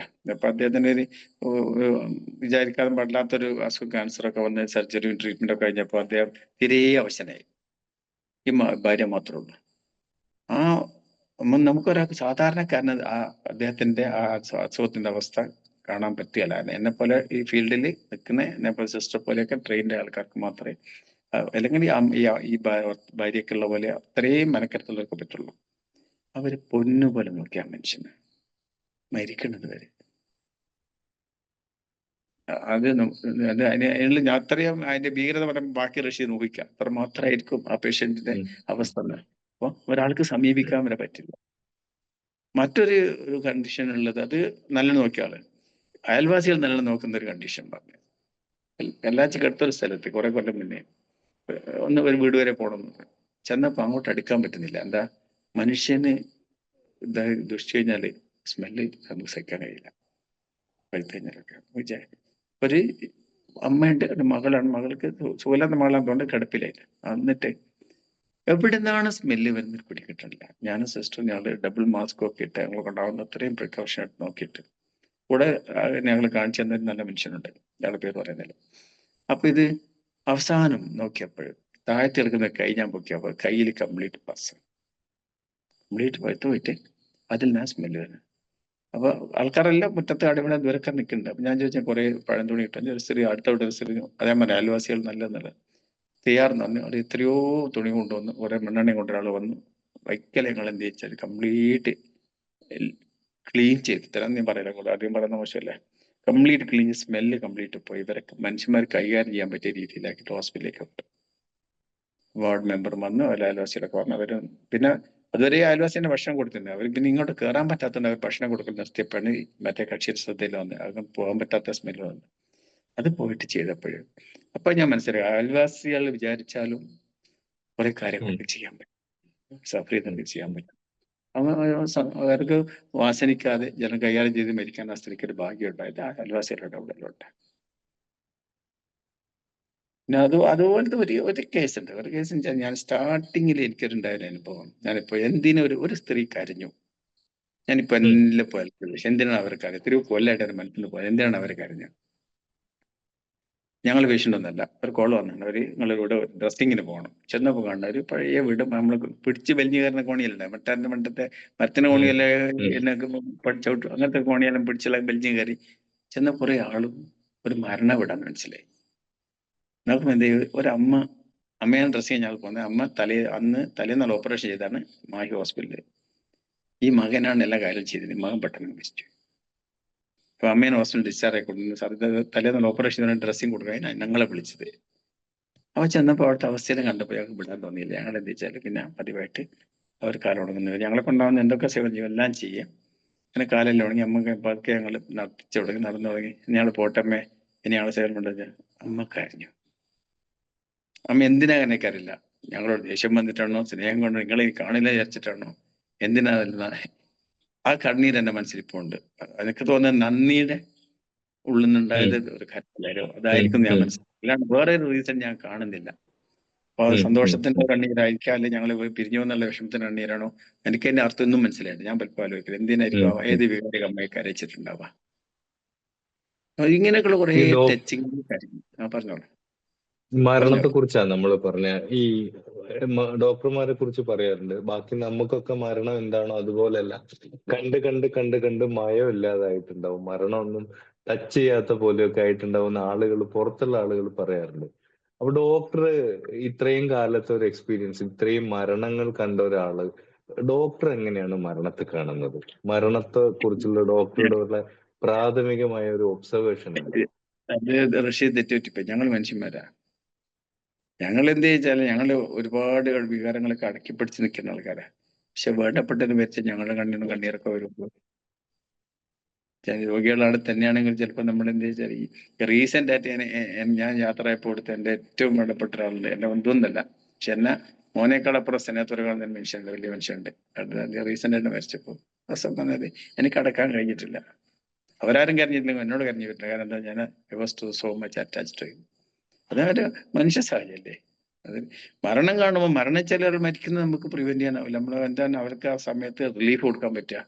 നമ്മളൊട്ടി അന്നേരം അതാണ് നമ്മൾ സെന്റിമെന്റ്സിന് അന്നേരം വിലയിരുന്ന് ഇയാൾക്ക് എന്ത് കൊടുത്താലും ആശ്വാസം കിട്ടുക. ഇയാളെ രക്ഷിക്കാൻ വഴിയുണ്ട്, രക്ഷിക്കാൻ വഴിയില്ലാത്ത അസുഖമാണ് എങ്കിൽ എങ്ങനെയാണ് നല്ല നിരക്ക് പറഞ്ഞേക്കാം, വിഷമിക്കാതെ, ശ്വാസം മുട്ടാതെ, വെള്ളം കിട്ടാതായി പോവാതെ നല്ല നിലക്കുള്ള ഒരു മരണം അദ്ദേഹത്തിന് കിട്ടാതെ എന്തൊക്കെ ചെയ്യാൻ പറ്റും? അതിനുള്ള പെടാപ്പാടാ അന്നേരം ഇത് ഈ ഭാഗം സെന്റിമെന്റ്സ് ഒന്നുമില്ല. പിരിഞ്ഞു വാങ്ങും, ലാസ്റ്റ് ശ്വാസം കഴിയും, നമ്മൾ കൺഫേം ചെയ്യും നമ്മളെ കണ്ണിന് കണ്ണീര് വരുന്നത്. അത് നമ്മളെ കുറെ മെമ്മറിയിൽ പലതും വരില്ല, അത് വേറെ വിഷയമാണ്. പക്ഷെ ആസ് എ പേഷ്യന്റ് ആള് സിങ്ക് ചെയ്യുന്ന സമയത്ത് നമുക്ക് എന്ത് നമുക്ക് ചെയ്യാൻ പറ്റും, എൻ്റെ ലിമിറ്റഡ് ഫെസിലിറ്റി വെച്ച് കഴിഞ്ഞാൽ വല്ല ഷിഫ്റ്റ് ചെയ്യാൻ പറ്റുമോ, അല്ലെങ്കിൽ ആളുകൾ കൊണ്ടുവരാൻ പറ്റുമോ, വാട്ട് എവർ ഇറ്റ് ഈസ്, അത് നമ്മൾ നന്നേ ചിന്തിക്കുള്ളൂ. എന്നാൽ നമ്മൾ ഈ പറഞ്ഞ സെന്റിമെന്റ്സ് ഒന്നുമില്ല. How to give relief. മരണത്തിലുള്ള റിലീഫ് ചെയ്ത് മരണത്തിൽ റിലീഫ് ഉണ്ട്. മരണത്തില് ഒക്കെപ്പാടെ ചോക്ക് ചെയ്ത് കഷ്ടപ്പെട്ട് ഛർദിയിലൊക്കെ കിടന്ന് മരിക്കുന്നില്ല. എല്ലാം ക്ലിയർ, ത്രോട്ടെല്ലാം ക്ലിയർ ആയി കൊടുത്ത് അടുത്ത മക്കൾക്ക് വെള്ളം കൊടുക്കണേ കൊടുത്ത്, അല്ലെങ്കിൽ അടുത്തിരുന്ന് പ്രാർത്ഥിക്കണേ പ്രാർത്ഥിച്ച്, ഏത് ഓരോ വിശ്വാസിക്കാരും പ്രാർത്ഥന ആ രീതിക്ക് അവർക്ക് സമാധാനല്ലേ. ഞാനിപ്പം പലരോടും പറയാറ് വെച്ചാല് ചികിത്സയില്ല, എൻ സ്റ്റേജ് ആണ് എന്ന് കണ്ടു കഴിഞ്ഞാല് better not go to hospital, stay at home. എന്നിട്ട് ഇങ്ങനെ ട്രെയിൻ്റെ ആൾക്കാരെ വിളിക്കുക, ഇത് ഗീവ് ദ അത്യാവശ്യമുള്ള എയ്ഡോടെ കൊടുക്കുക, നല്ല നിലക്കുള്ള ഒരു മരണം അവർക്ക് കൊടുക്കുക, നല്ല നിലക്ക് യാത്ര, നല്ല നിലക്കുള്ള യാത്ര കൊടുക്കുക. അതായിരിക്കും നമുക്ക് അവർക്ക് ഓഫർ ചെയ്യാനുള്ളത്. ഈ മരണത്തെ കുറിച്ച് പറയുമ്പോൾ ഡോക്ടർ പറഞ്ഞ രസകരമായ ഒരു അനുഭവം, ഡോക്ടറുടെ മരണ വാർത്ത അറിഞ്ഞ് വരുന്ന ആളുകളെ ഡോക്ടർ കണ്ട് സംസാരിക്കുന്നതിനെ കുറിച്ചാണ്. ആ അനുഭവം എന്താ? അതൊരു രസമാണ്. കുറ്റിയാടി ഇപ്പോളെ ASOP ഡോക്ടർ, എന്റെ കുറെ സീനിയർ, അദ്ദേഹം ഒരു ദിവസം പെട്ടെന്ന് വൈകുന്നേരം മരിച്ചു. ഒരു അറ്റാക്ക് വന്ന് അദ്ദേഹം മരിച്ചു. ആ വാർത്ത പറഞ്ഞപ്പോൾ ഏതോ ഒരാൾ അറിയാതെ എന്റെ പേരടിച്ച് മെസ്സേജ് ഇട്ടു. അപ്പൊ ഞാൻ സാധാരണ നേരത്തെ കിടന്നുറങ്ങുന്ന ആളാണ്, ഒരു 9:30 കിടന്നുറങ്ങും. ഉറങ്ങിയ ശേഷം കഥ ഏകദേശം എല്ലാവരായിട്ട് പറയാം. അപ്പോൾ ഉറങ്ങിയപ്പോൾ ഫോൺ റിങ്ങിന്നപ്പോൾ വൈഫ് എടുക്കുമ്പോൾ ഞാൻ പറഞ്ഞു, പേഷ്യൻ്റ് ആണോ, ഡെത്ത് കൺഫേം ചെയ്യാനല്ലോ ഹൗസ് കോളൊക്കെ ആണ്, നീ എന്നെ പോട്ടിന് ഞാൻ വരില്ല, എൻ്റെ ഫോൺ എടുക്കണ്ടെന്ന് പറഞ്ഞു അവരോട്. തുടരെ ഇറങ്ങിയപ്പോൾ ഒരു ഫോൺ എടുത്തിട്ട് എന്താന്ന് വെച്ചപ്പോൾ ഞാനപ്പോൾ ഇത് എണീറ്റില്ല, ഞാൻ ഉണർന്നില്ല. ആ ഡോക്ടർ ഉണ്ട് അവിടെ വെച്ചിട്ടുണ്ട്, അവിടെ തന്നെ ഉണ്ടോ? ഉണ്ട്. അങ്ങനെ ഇവരിങ്ങനെ അപ്പോൾ ഞാൻ എൻ്റെ മൊബൈൽ ഇറങ്ങിയത്, അപ്പോൾ ആ സമയത്ത് ഇവരിങ്ങനെ ലാൻഡ് ഫോൺ എടുക്കും. ഇറങ്ങിയപ്പോൾ ഞാൻ എടുത്തു. അപ്പോൾ ആരാ, ഞാൻ ഡോക്ടറാണ് വെച്ചിട്ടുണ്ട്. അതെ, ഞാൻ അരിക്കോൾ നാസർ, അവൻ്റെ പേര് അരിക്കോൾ നാസർ, ഞാൻ ബാംഗ്ലൂരിൽ നിന്ന് വിളിക്കുന്നത്, വിശേഷമുണ്ട്. എന്താടാ ഞാൻ മരിച്ചു പോയെന്ന് ചോദിച്ചു എന്നോട്. ഞങ്ങളെ സുഹൃത്തുക്കളുണ്ട്. നിങ്ങൾ മരിച്ചു പോയിന്നുണ്ട് എന്നോട്. അപ്പൊ എനിക്ക് മനസ്സിലായി ഓർമ്മ നിൽക്കുന്ന ആൾക്കാർ. ഞാൻ ബഹളം കേൾക്കുന്നുണ്ട് പുറത്ത്, ആരും വീട്ടിൽ കയറിയില്ല, റോഡ് മേലും പെട്രോൾ പമ്പിൽ നിന്നിട്ട് കുറേ പേരുണ്ട്. അപ്പൊ ഞാൻ ഈ ഫോൺ വെച്ച് നാസർ പറഞ്ഞുകൊണ്ടിരിക്കും, ആൾക്കാർ അതവിടെ വരുന്നത് എനിക്ക് എല്ലാവരും സൈക്കിളൊക്കെ ചാട്ടി ഒരു മണ്ടല് വണ്ടി പോയിട്ടുണ്ട്. അപ്പൊ എന്റെ മരണ വാർത്ത പറഞ്ഞ ആൾക്കാർ ഞാൻ പറഞ്ഞയച്ചൊരു അനുഭവം എനിക്കുണ്ട്. നമ്മുടെ ബാണിയക്കാർ ഗ്രൂപ്പിൽ അമ്മൂറ്റി മാഷ് ചോദിച്ചൊരു ഒരു കാര്യമുണ്ട്, അതാണ് ഞാൻ ഇനി അടുത്തായിട്ട് ചോദിക്കുന്നത്. ഈ പ്രായമായിട്ടുള്ള ആളുകൾക്ക് അവരുടെ ഒരു ലൈഫ് കുറച്ചും കൂടി പ്രയോജനകരമാക്കുന്ന തരത്തിൽ ആരോഗ്യത്തിൽ കുറച്ചും കൂടി ഇംപ്രൂവ്മെന്റ് ഉണ്ടാക്കുന്ന തരത്തിലുള്ള എന്തെങ്കിലും ടിപ്സോ എന്തെങ്കിലും നിർദ്ദേശങ്ങളോ ഡോക്ടർക്ക് പറയാനുണ്ടോ? വളരെ പോയിന്റ്സ് മതി. പ്രായമായി എന്നൊരു തോന്നലുണ്ടായി തന്നെ പോയി, ആ തോന്നൽ ആദ്യം ഒഴിവാക്കി നിർത്തുക. പ്രായം ഒരു നമ്പറായിട്ട് എടുക്കുക. ഏജ് എന്നുള്ളത് 70, 60 എന്നൊക്കെ പറഞ്ഞാൽ അത് നമ്പറാക്കി എടുക്കുക. അത് ഞാൻ വയസ്സനാണെന്ന് തോന്നൽ ആദ്യം മാറ്റി. അത് ഫസ്റ്റിലുണ്ട്. ഒരു പോസിറ്റീവ് ആറ്റിറ്റ്യൂഡ് അതിനോട് ഉണ്ടാകും. പിന്നെ ആ സമയത്ത് കുറെ ലിമിറ്റേഷൻസ് ഉണ്ടാകുന്ന ആദ്യം തിരിച്ചറിയാം. എനിക്ക് ചെറുപ്പത്തിലുള്ള റിഫ്ലക്സ് ഇപ്പൊ ഉണ്ടാവില്ല. അപ്പോൾ എനിക്ക് ചെറുപ്പത്തിലെ മൊബിലിറ്റി ഇപ്പൊ കിട്ടൂല. ചെറുപ്പത്തിലെ ആ ഈസ് ആൻഡ് മൂവ്മെന്റ്, അത് അതിന്റെ പാർട്ടാണ്, അത് അതിന്റെ ഭാഗമാണ്, ഉൾക്കൊള്ളാണ്. പിന്നെ അതൊക്കെ ഒന്ന് സ്ട്രെച്ച് ചെയ്യാനുള്ള എക്സസൈസ് ഒക്കെ ചെയ്യുന്ന ആവുന്നത്ര കുറച്ചൊരു ചെയ്യുക. പിന്നെ അതിൽ കവിഞ്ഞു എല്ലാം മെഡിസിനെ ആശ്രയിക്കുന്ന ഇത് ഒഴിവാക്കുക. മെഡിസിൻ കഴിയുന്നിടത്തോളം ഒഴിവാക്കിയിട്ട് കുറച്ച് അടക്കി വെക്കുമ്പോഴല്ലോ ഒക്കെ കൺട്രാക്ചർ അടിച്ചിട്ട് മറ്റൊക്കെ പെയിൻ വരുന്നത്. അപ്പൊ സ്ട്രെച്ച് ചെയ്തൊന്നും മൂവ് ചെയ്തുകൊണ്ടേയിരിക്കുക. മൊബിലിറ്റിയാണ് ഏറ്റവും പ്രധാനപ്പെട്ട ഘടകം. അത് ശ്രദ്ധിച്ചിട്ട് നടക്കുക, വീണ് പൊട്ടാണ്ട് നടക്കുക, റിസ്ക് എടുക്കാത്ത ജോലികൾ ചെയ്യുക. പിന്നെ വാരി വലിച്ച് പണിക്കാരോടാവും പറയണല്ലോ, വാരി വലിച്ച് തിന്നാണ്ടിരിക്കുക. ഈ കല്യാണത്തിന് നിൽക്കാനൊക്കെ പോയാൽ പ്രായമുള്ളവരിൽ ഉണ്ടാവുക. ഞാൻ ടേബിളിൽ ഞാൻ ശ്രദ്ധിക്കാറുണ്ട്. ഒരു എന്തിനാണ് അവർ തിന്നതെന്ന് എനിക്കറിയില്ല. എത്രയോ അസുഖങ്ങൾ അവർ വിളിച്ചു വരുന്ന തിന്നുണ്ടെന്ന്. എന്ത് ബെനിഫിറ്റ്? അവരുടെ ഗ്രോത്ത് കഴിഞ്ഞിരിക്കണം. അവർക്ക് വേറെ ആക്ടിവിറ്റീസ് ഒന്നുമില്ല. എന്റെ ഒരു ഹൃദയത്തെ അടിക്കാനും ശ്വാസം കഴിക്കാനും കയ്യം കൊണ്ടുകൊണ്ട് ചലിപ്പിക്കാൻ ഇത്രയധികം ഊർജ്ജം ആവശ്യമുണ്ടോ? ആവശ്യമുള്ള കുറച്ച് കഴിച്ചാൽ പോരെ. വണ്ടി ഉണ്ട് വീട്ടിൽ, എല്ലാം കൊണ്ട് പെട്രോൾ വയ്ക്കും, അതോട് തന്നെ കല്ല് വയ്ക്കുള്ളൂ. ആ ചിന്ത ലൈഫിലുണ്ട്. ഞാൻ തന്നെ തിന്നുന്നത് ഇതെല്ലാം കൊണ്ടുപോയി സപ്ലൈ ചെയ്യുന്നത് അദ്ദേഹത്തിന്റെ വീട്ടുകാരന്റെ ആദ്യത്തെ മര്യാദ. തിന്നാതിരിക്കുന്ന എന്റെ മര്യാദ. എനിക്ക് ആവശ്യമില്ല തിന്നത് നന്ദിയോട് തിന്നു. അത് കംപ്ലീറ്റ് ടേബിളിൽ കൊണ്ടുപോയി പറഞ്ഞോളൂ. ഇല്ല, ഡോക്ടർ പറഞ്ഞു. ടേബിളിൽ ഇതേപോലുള്ള കൊണ്ടുപോയി പറഞ്ഞോളൂ ഇനി. ഇതേപോലുള്ള മറ്റൊരു വിഭാഗത്തിന്റെ കാര്യമാണ് നമ്മുടെ പ്രവാസികൾ. ഇപ്പം നാദാപുരത്താണ് ഡോക്ടർ പ്രധാനമായിട്ടും ഡോക്ടറുടെ മൊത്തം സേവനം മുഴുവൻ ഉണ്ടായിരുന്നത്. അപ്പം പ്രവാസികളിലായിട്ടുള്ള ആളുകളാണ് അവിടെ കൂടുതൽ വരിക. അവരുടെ അസുഖങ്ങൾ, അവരുടെ രോഗങ്ങളുമായിട്ട് ബന്ധപ്പെട്ടൊക്കെ ഡോക്ടർക്ക് അറിയാം.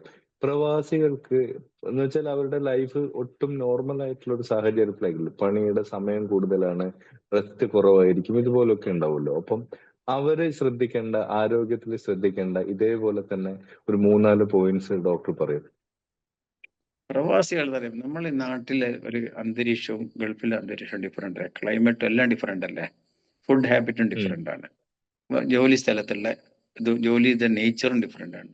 സ്ട്രെസ്സും കൂടുതലാണ്. പിന്നെ ഫ്രീഡം ഓഫ് വർക്ക് കുറച്ച് കുറവല്ല അവിടെ. ചിലൊരു നമ്മൾ സപ്പോസ് വർക്കിൽ കോൺട്രാക്ട് ആയി കഴിഞ്ഞാൽ അതിനൊരു പരിമിതികളില്ലേ. അപ്പോൾ അതിനൊരു സ്ട്രെസ് ഉണ്ടാവും. പിന്നെ ഫാമിലിന്റെ സ്ട്രെസ് ഒക്കെ വേറെ.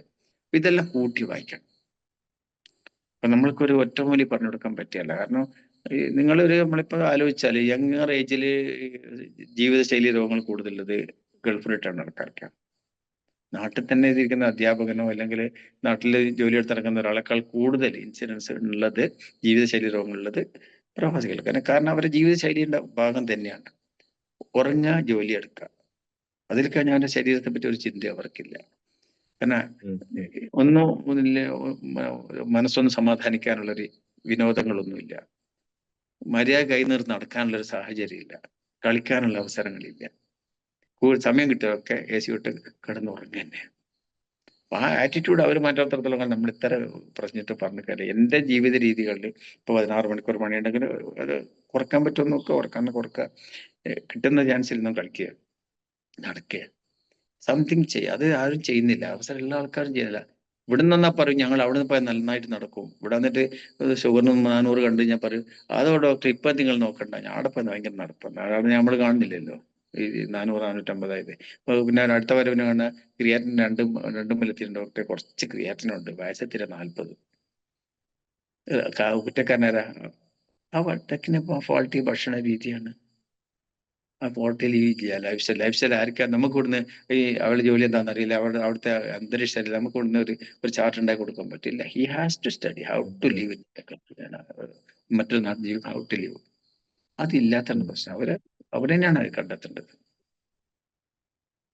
അതുപോലത്തെ ഒരു വിഭാഗം വീട്ടമ്മമാരാണ്. പ്രത്യേകിച്ച് നമ്മുടെ നാട്ടിലൊക്കെ പ്രസവമൊക്കെ കഴിയുമ്പോഴത്തേക്ക് പിന്നെ ഇവര് ഒരുപാട് ഭക്ഷണം കഴിക്കണം എന്നൊക്കെയുള്ള ചില നാട്ടുരീതികളും ഇതെല്ലാം കാരണം പിന്നീട് എന്താ പറയാ എക്സസൈസോ ഇതിനൊന്നുള്ള ഒരു സാഹചര്യം ഇല്ലാതെ ഒരുപാട് പണിയെടുക്കുന്ന ആളുകൾ തന്നെയാണ്. അപ്പം നമ്മളെ വീട്ടമ്മമാർക്ക് പറഞ്ഞു കൊടുക്കാവുന്ന ഇതേപോലുള്ള എന്തെങ്കിലും കാര്യങ്ങളുണ്ടോ? വീട്ടമ്മമാരോട് എനിക്ക് പറയാനുള്ളത്, വീട്ടമ്മമാര് കേരളത്തിൽ മാത്രമല്ല, ഇന്ത്യയിലെ മറ്റു സംസ്ഥാനങ്ങളിലും വിദേശങ്ങളിലൊക്കെ വീട്ടമ്മമാരില്ലേ. ഇവിടെ എന്താ ചെയ്യുന്ന വെച്ചാല് ഇവിടുത്തെ വീട്ടമ്മമാരെ ഭക്ഷണ രീതികൾ ആലോചിച്ചിട്ടുണ്ടോ? അവർക്ക് വേറൊരു തെറ്റായ ഇതുണ്ട്.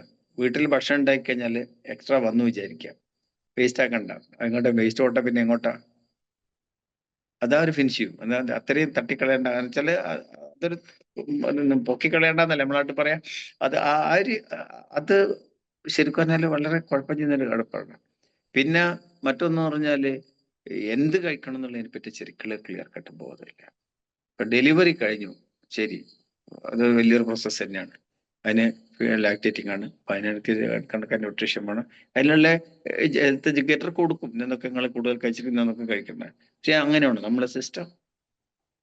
പ്രസവിച്ചു എന്ന് പറഞ്ഞാല് അപ്പുറം ഇപ്പുറം ഒന്ന് തീറ്റിക്കല്ലേ, ഇത് ആവശ്യമുണ്ട് ആരും നോക്കണ്ട. കണ്ട് എന്തൊക്കെ കുടിപ്പിച്ചില്ല അമ്മ. അവസാനം നോക്കിക്കഴിഞ്ഞാല് ഒരു 2 പ്രസവം കഴിയുമ്പോഴേക്ക് ഒരുവിധ അസുഖങ്ങളൊക്കെ കുടുങ്ങി പോന്നിട്ടുണ്ടാവും. ഫാറ്റി ലിവർ, അബ്ഡോമിൻ, വലിയ ഫാറ്റി ആയിട്ടുള്ള അബ്ഡോമിൻ, ആകപ്പാടെ ഇതുകൊണ്ട് എന്ത് ബെനിഫിറ്റ് ആണ്. പിന്നെ അവർക്ക് എന്താ പ്രശ്നം വരിക, അത്രയും വെയിറ്റ് ഒക്കെ കൂടി കഴിഞ്ഞാൽ അവർക്ക് ഫ്രീ ആയിട്ട് മൂവ് ചെയ്യാനും കഴിയില്ല, എക്സസൈസ് എടുക്കാനും കഴിയില്ല. പിന്നെ ശരിക്കും തൈറോയിഡ് ഡെഫിഷ്യൻസി വന്നു. കാരണം ഇത് ഇത്രയും മേക്കപ്പ് ഉള്ള തൈറോയിഡ് ഹോർമോൺ ഉണ്ടാവില്ല, ഹൈപ്പോതൈറോയിഡിസം വരും. പിന്നെ ഞങ്ങളെ കിട്ടി ഞങ്ങൾ ഓരോന്നും ചെക്ക് അതില്ല ഇതില്ല നിങ്ങൾക്ക് അറിയാലോ, കണ്ടുപിടിച്ച് ഞങ്ങൾ ഞങ്ങൾ കുറ്റം പറയണ്ട, ഞങ്ങൾക്ക് പറഞ്ഞേ പറ്റുള്ളൂ. അതുകൊണ്ട് അവരോട് പറയാ, അവരോട് നിങ്ങൾ തന്നെ പറയും, അല്ലെങ്കിൽ അറിഞ്ഞ് അറിഞ്ഞ് എക്സസൈസ് എടുക്കുക. നിങ്ങൾ ദേഹത്തെ നിങ്ങൾ ബഹുമാനിക്കുക. നിങ്ങൾ ദേഹം ബഹുമാനിക്കാൻ മറ്റൊരാൾ വിടില്ല. നിങ്ങൾ തന്നെ റെസ്പെക്ട് യുവർ ബോഡി, അതന്നെ പറയാം. ഈ ഡോക്ടർമാരെ കുറിച്ച് നോർമലി ആളുകൾ പറയുന്ന, അല്ലെങ്കിൽ ആളുകളുടെ നമ്മുടെ ഒരു സമൂഹത്തിലത്തെ ഒരു ധാരണ എന്ന് പറഞ്ഞാൽ വളരെ പോഷായിട്ട് ജീവിക്കുന്ന എന്താ പറയാ, വേറൊരു ലെവലിലൊക്കെയുള്ള ആളുകൾ. ഇപ്പൊ ഡോക്ടറുമായിട്ട് സംസാരിക്കുമ്പോൾ ഡോക്ടർ ഏറ്റവും ഡൗൺ ടു എർത്ത് ആയിട്ട്, ഏറ്റവും സാധാരണ മനുഷ്യരായിട്ട് നിരന്തരം ഇടപഴകുന്ന അതുപോലെ ഒരാളാണ് ഡോക്ടർ. എങ്ങനെയാണ് ഈ ഇത്രയും ഒരു മിനിമൽ ആയിട്ട് ഇത്രയും ലളിതമായിട്ടുള്ള ഒരു സംഗതി, അത് എവിടുന്നാ വരുന്നത്? നാട്ടിൽ നിന്നാണോ, നാട്ടിലത്തെ ശീലാണ്?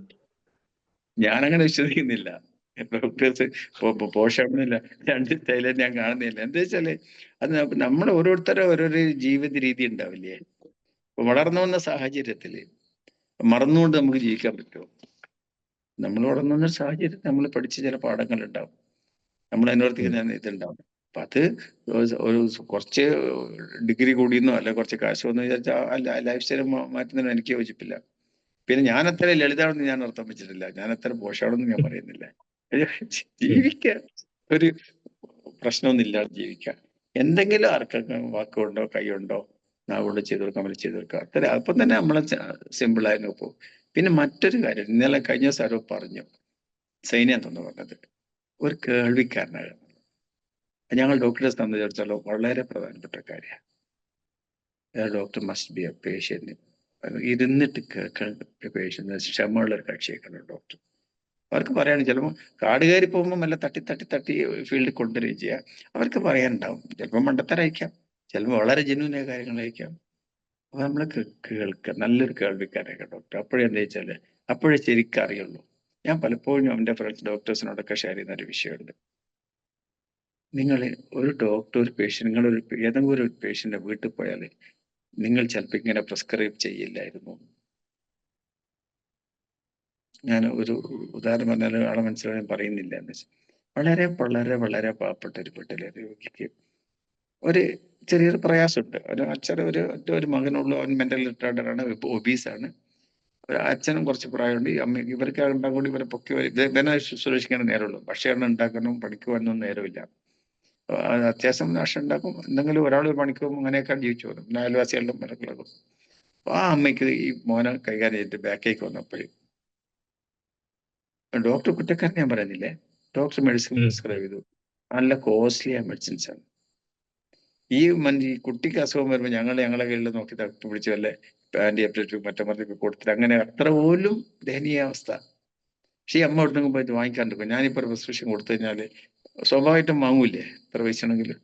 ഒരു സമയത്തെങ്കിലും ഈ ഡോക്ടർ അങ്ങനത്തെ 4 വീട്ടിൽ പോയിരുന്നെങ്കിൽ ആ ഡോക്ടർ ഒരിക്കലും കുറ്റം പറയുന്നില്ല, അവർക്ക് ഈ എക്സ്പോഷർ അവർക്ക് കിട്ടിയിട്ടില്ല.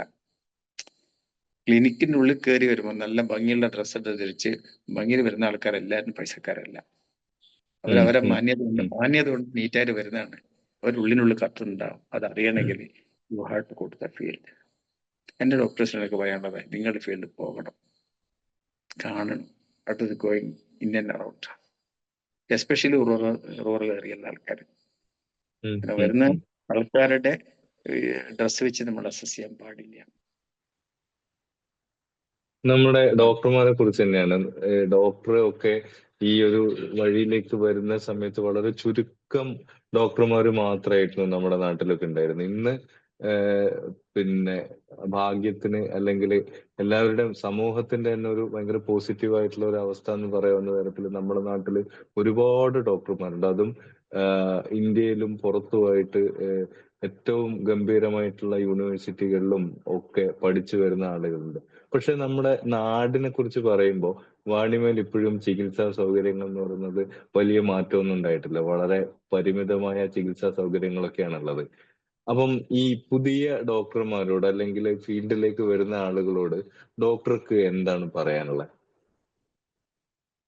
ഇപ്പൊ വാണിമേല ജിയോഗ്രഫി ഒന്ന് നമ്മൾ നോക്കുക. എന്താ വെച്ചാൽ വാണിമേലില് ഭൂമിശാസ്ത്രപരമായിട്ട് ചെറിയ സ്ഥലം, ഒരുപാട് ഡോക്ടേഴ്സ് ഉണ്ട്. എല്ലാവരും തമ്മിൽ പരസ്പരം അറിയുന്ന ആൾക്കാർ അധികവും. ഒരു യങ്സ്റ്റർ ഒരാൾ വന്നു കഴിഞ്ഞാല് സാധാരണ കേസിൽ പറയുന്നൊരു, ഞാൻ ആരെയും ഇതാക്കി പറയുന്നില്ല, പബ്ലിക്കിനടുത്ത് ഒരുപാട് അപാകത ഒരാളെ ഡോക്ടറെ വന്ന് നമ്മളെല്ലാവരും അഭിനന്ദനം കണ്ടു ഗ്രൂപ്പിലൊക്കെ പറയുകയൊക്കെ ചെയ്യും. അയാളൊരു പ്രെസ്ക്രിപ്ഷൻ കൊടുത്തു കഴിഞ്ഞാൽ, സപ്പോസ് എമർജൻസിക്ക് അദ്ദേഹം വിളിച്ചു കഴിഞ്ഞാല് ആ അദ്ദേഹം തന്ന ട്രീറ്റ്മെന്റിന് നമ്മൾ ഡ്യൂ റെസ്പെക്ട് കൊടുക്കാറുണ്ടോ നമ്മൾ സമൂഹം കൊടുക്കുന്ന റഷീദ് ഒന്ന് ആലോചിച്ച് നോക്കിയിട്ടുണ്ട്? ഇല്ല. നെക്സ്റ്റ് ഡേ എന്ത് വെച്ചാല്, ഇന്നലെ വല്ലാണ്ട് പേരെ അവിടെ കാണിച്ചിരുന്നു, ഇന്ന് നിങ്ങൾ കാണിക്കാൻ വെച്ചാല് എന്നെ നല്ല സപ്പോസ് മറ്റൊരാളെ കാണിക്കാൻ വിചാരിച്ചു പോകുന്നു. അതൊരു ശരിക്കും അയാളൊന്ന് പ്രൊമോട്ട് ചെയ്യുന്ന അയാളെ പ്രയാസപ്പെടുത്തില്ലേ? അത് തന്നെ വരുമ്പോഴേ എന്താ വെച്ചാൽ, എന്റെ ഒരു യങ്സ്റ്റർ ആയ ഒരു മാന്യ സുഹൃത്ത്, ഒരു ജൂനിയറായ ഡോക്ടർ പറഞ്ഞ തമാശയുണ്ട്. അദ്ദേഹം കോഴ്സെല്ലാം കഴിഞ്ഞ് വന്നപ്പോ ഒരു ഡെത്ത് കൺഫർമേഷൻ വിളിച്ചു. അയാൾക്ക് പേടിയായി. ഇതൊന്നും അദ്ദേഹത്തെ പോയിട്ടില്ല, ഫീൽഡില് പോകാണ്ടിരിക്കാൻ പറ്റൂല. ആ പരിചയക്കാർ ബന്ധുക്കളാവുന്ന വിളിച്ചിരിക്കുന്നത്. പോയിട്ട് അവൻ നോക്കി, അവനെ ഉറപ്പാൻ മരിച്ചിട്ടുണ്ടായിരുന്നു. അവൻ പറഞ്ഞു കുറെ എല്ലാം കളിച്ച് മരിച്ചു എന്ന് സർട്ടിഫിക്കറ്റ് എടുക്കാൻ പറഞ്ഞു, പ്രാർത്ഥിച്ചു പഠിച്ചവരെ മരിച്ചെന്നെ പോണേന്ന്. കാരണം എന്താ അറിയോ, ആ കുട്ടികളുടെ അവസ്ഥ ഇതാണ്. എന്തുകൊണ്ടാച്ചാല് അവര് പബ്ലിക്കിനെയും പേടി, കോൺഫിഡൻസും കുറവാണ്. മരിച്ചുകൊണ്ട് കുറച്ച് അങ്ങനെയല്ല, അതാ ഒരു തമാശ പറഞ്ഞ അതങ്ങനെ ആ ലെവലാണ് കുട്ടികൾ പോകാൻ മടിക്കണതുകൊണ്ടാണ്. എന്തുകൊണ്ട് വെച്ചാല് ജനങ്ങളെ അക്സെപ്റ്റ് ചെയ്യാൻ തയ്യാറല്ല എന്നുള്ള ഒരു ഘടകം. രണ്ടാമത്തെ ഘടകം എന്തെന്ന് വെച്ചാല്, ഈ കുടുങ്ങിയ സമയത്ത് മാത്രമേ വിളിക്കുള്ളൂ എന്നുള്ള മറ്റൊരു ഘടകം. പിന്നെ ചോദ്യം, നിങ്ങൾ വെറും MBBS ആണോ? ചോദിക്കുന്ന 4ാം ക്ലാസ് ആണെങ്കിലും കേൾക്കുന്ന MBBS ആണ്. മനസ്സിനുള്ളിൽ അവനക്കൊരു ഫീലിംഗ് ഉണ്ടാവില്ലേ? അതൊരു റെസ്പോൺസ് കുറവ്. അതൊക്കെ ഘടകം തന്നെയാണ്. മണിമേൽ പോലത്തെ പ്രദേശത്തെ ഘടകങ്ങൾ തന്നെയാണ്. അതുകൊണ്ടാണ് മണിമേൽ കുട്ടികളെ കിട്ടുന്നില്ല ഞാൻ 100% അവർ കുറ്റപ്പെടുത്താത്തതിനെ കാരണം. പക്ഷെ എന്നാലും വിളി കേൾക്കണം തന്നെയാണ് പരാശയ മെഡിക്കൽ പ്രാക്ടീഷണർ, ഈ പ്രൊഫഷൻ സ്വീകരിച്ച കക്ഷി, നോബൽ പ്രൊഫഷൻ എന്നുള്ള ലേബൽ സ്വീകരിച്ച കക്ഷി, അയാൾക്ക് കേൾക്കാൻ വിളി. അയാൾക്ക് സംശയം ആ സീനിയർസിനെ വിളിക്കാം, അല്ല കോണ്ടാക്ട് ചെയ്യാം, എല്ലാം ചെയ്യാം. ഇപ്പൊ എല്ലാ സംവിധാനങ്ങളൊക്കെ ഉണ്ടല്ലോ. മുഖം ധരിക്കുന്നതിനോട് എനിക്ക് യോജിപ്പില്ല. ഞാൻ പറയുന്ന നാദാപുരത്ത് ഞാൻ ഇറങ്ങിയിട്ട് കുറുവന്തിരി നേട്ടത്തോ അവിടെയാണ് ഒരു നോമ്പിന് ഒരു ഡെത്ത് കൺഫേം ചെയ്യാൻ വേണ്ടി മാത്രം പോണ്ടി വന്നിട്ടുണ്ട്. അവർ തന്നെ 17 ഡോക്ടർമാർ വാരാൾ മുട്ടിയെന്ന് പറഞ്ഞു. ആ ബന്ധുക്കള് ആരും വന്നില്ല. അത് കുറച്ച് എക്സാജറേഷൻ അയക്കാം, പക്ഷെ ശരിയല്ല. കാരണം വെച്ചാല് ഉണ്ടെങ്കിൽ കേൾക്കുകയും, ഇനി അതവിടെ ചെന്ന് സംശയം ഉണ്ടെങ്കിൽ സീനിയേഴ്സിനൊക്കെ വിളിച്ച് ചോദിക്കുക, അല്ലെങ്കിൽ എന്റെ എന്തോട്ടെ, അല്ല അതിന് കൂടുതൽ കിടക്കുന്നില്ല. ഈ വാണിമേലില് അല്ല, മൊത്തം ജനറൽ ആയിട്ട് തന്നെ ഇപ്പം ഡോക്ടർ ഒക്കെ ഈ ഫീൽഡിൽ ഇറങ്ങുന്ന കാലത്തുള്ള ഒരു ഡോക്ടർ പേഷ്യന്റ് റിലേഷൻഷിപ്പ് ഉണ്ടല്ലോ, അത് ഇപ്പൊ ഇത്രയും വർഷത്തെ ഒരു എക്സ്പീരിയൻസ് വെച്ചിട്ട് അതിൽ വന്ന മാറ്റങ്ങൾ എന്തൊക്കെയാണെന്നാണ് ഡോക്ടർ കരുതുന്നത്? പ്രധാനപ്പെട്ട മാറ്റങ്ങൾ എനിക്കതിന്റെ മാറ്റം തോന്നില്ല. കാരണം എന്താ വെച്ചാല്, നമ്മൾ എങ്ങനെയാണോ കൊടുക്കുന്നത് അതുപോലെ തിരിച്ചു കിട്ടും എന്ന് ഞാൻ വിശ്വസിക്കുന്നു. കാരണം എനിക്ക് കേൾക്കാൻ സമയമില്ല, നോക്കാൻ സമയമില്ല. ഞാൻ എല്ലാത്തിനും എന്റെ കൈയിനേക്കാൾ കൂടുതൽ യന്ത്രത്തെ ആശ്രയിക്കുക. ഈ വന്നൊരു വ്യക്തിയെ ഞാൻ ആ വ്യക്തിയായിട്ട് കാണാനുള്ള സമയം എനിക്ക് കിട്ടാതെ പോകുമ്പോൾ സ്വാഭാവികമായിട്ടും അദ്ദേഹം എന്നൊരു യന്ത്രമായിട്ട് എന്നെ കാണുള്ളൂ. മനുഷ്യന്റെ ഡോക്ടറെ മനുഷ്യനെ അദ്ദേഹം കാണാൻ സാധ്യതയില്ല. ഞാൻ മനുഷ്യനുടെ അദ്ദേഹം നോക്കും, അദ്ദേഹം മനുഷ്യന്റെ എന്നെ കാണും. എന്തുകൊണ്ട് പപ്പ ഡോക്ടർക്ക് ഇത്ര ഇപ്പൊ നമ്മൾ റെസ്പെക്ട് ചെയ്യുന്നത്? അദ്ദേഹത്തിന്റെ കൈകൾ യന്ത്രത്തെക്കാളും ബെസ്റ്റ്. അൾട്രാസൗണ്ട് മെഷീനേക്കാൾ ഉഷാറിന് അദ്ദേഹത്തിന് ജീവിച്ചിട്ട് അദ്ദേഹം കൈവച്ച് കഴിഞ്ഞാൽ അദ്ദേഹത്തിന് അറിയാം. ആ കൈക്കൊരു എന്താ പറയാ, ഒരു രോഗം മാറ്റാനുള്ള ഒരു ഡയഗ്നോസ് ചെയ്യാൻ മാത്രമല്ല, മാറ്റാനുള്ള ഒരു ഇഫക്റ്റുള്ള ടച്ചിങ് ആണത്, ഒരു സാധാരണ ടച്ചിങ്. അത് രോഗിക്ക് വലിയ ഇമ്പാക്ട് ഉണ്ടാക്കും. അതൊന്നും ചെയ്യാതെ ഡോക്ടർ പേഷ്യന്റ് റിലേഷൻഷിപ്പ് ഒരുപാട് പ്രശ്നങ്ങളൊക്കെ ഉണ്ട്, ഇല്ലാന്ന് ഞാൻ പറയില്ല, എല്ലാം ഞാൻ കിടക്കുന്നില്ല, ഒരുപാട് പ്രശ്നങ്ങളൊക്കെ ഉണ്ട്. അതൊന്നും നമ്മൾ എങ്ങനെ സമീപിക്കുന്നു, നമ്മളോട് മൊത്തം സമൂഹത്തെ എനിക്ക് പറയാനാവില്ല. നമ്മളുടെ സമീപനത്തിൽ തിരിച്ചു അങ്ങനെ തന്നെ ആയിരിക്കും എന്ന് വിശ്വസിക്കുന്ന ആളാണ്. മറ്റൊരു മോട്ടീവ് ഇല്ലാതെ ഈ വന്ന കക്ഷി എനിക്കെന്ത് ചെയ്തു കൊടുക്കാൻ പറ്റും എന്റെ മനസ്സിൽ തോന്നലോട് ഞാൻ രോഗിയെ കാണുമ്പോൾ അദ്ദേഹം എന്നെ ഒരു ഡോക്ടറേറ്റ് തന്നെ കാണും.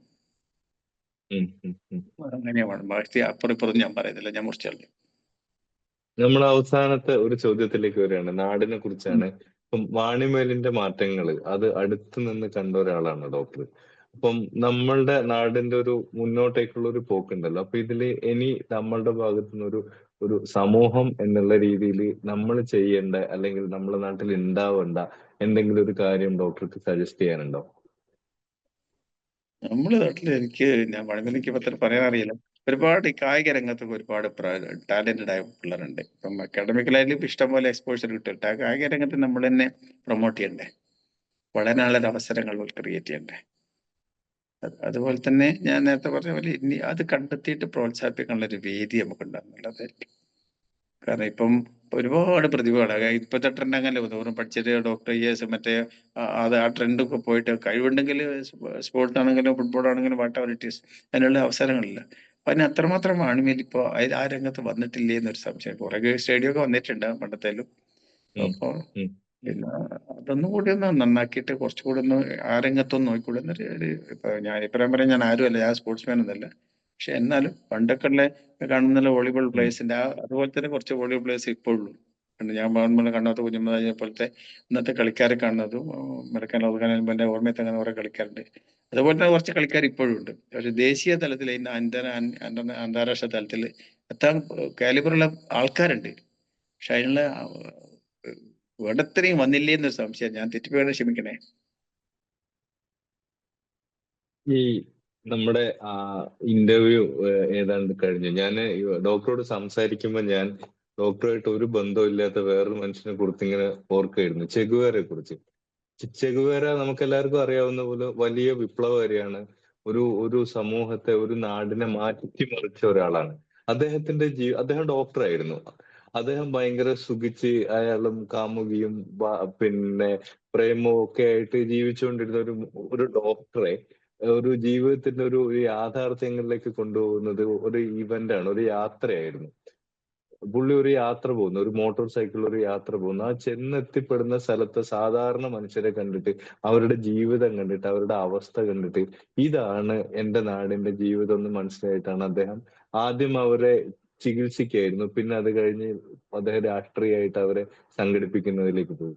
ഞാൻ ഞാനത് ഓർക്കാൻ കാരണം എന്ന് പറഞ്ഞാൽ ഡോക്ടർ എല്ലാവരും പോലെ തന്നെ മെഡിക്കൽ കോളേജിലൊക്കെ പഠിച്ചു വന്നിട്ട് മനുഷ്യരിലേക്ക് ഇറങ്ങി ചെന്നിട്ട്, പക്ഷെ ഡോക്ടർ അങ്ങനെ തന്നെ പോവാണ് ചെയ്യുന്നത്. അത് ഭയങ്കര ഇൻസ്പയറിംഗ് ആണ്. അതേപോലെ ഭയങ്കര സന്തോഷം തരുന്നതാണ്. ഡോക്ടർ പറയുന്ന ഓരോ കാര്യങ്ങളും അങ്ങനെ ഒരു വളരെ ഓണസ്റ്റ് ആയിട്ടാണ് ഫീൽ ചെയ്യുന്നത്. ഭയങ്കര സന്തോഷമുള്ള ഒരു അഭിമാനമുള്ള ഒരു സംസാരമായിരുന്നു. വളരെ നന്ദി. ഇന്നിപ്പോ സമയം 1 മണിക്കൂർ കഴിഞ്ഞു. അതുകൊണ്ട് ഇനി നമ്മളൊരു ഓഡിയൻസിന്റെ ചോദ്യങ്ങളിലേക്ക് പോകുന്നില്ല. നമുക്ക് ഇവിടെ വെച്ച് നിർത്താം. വളരെ സന്തോഷം.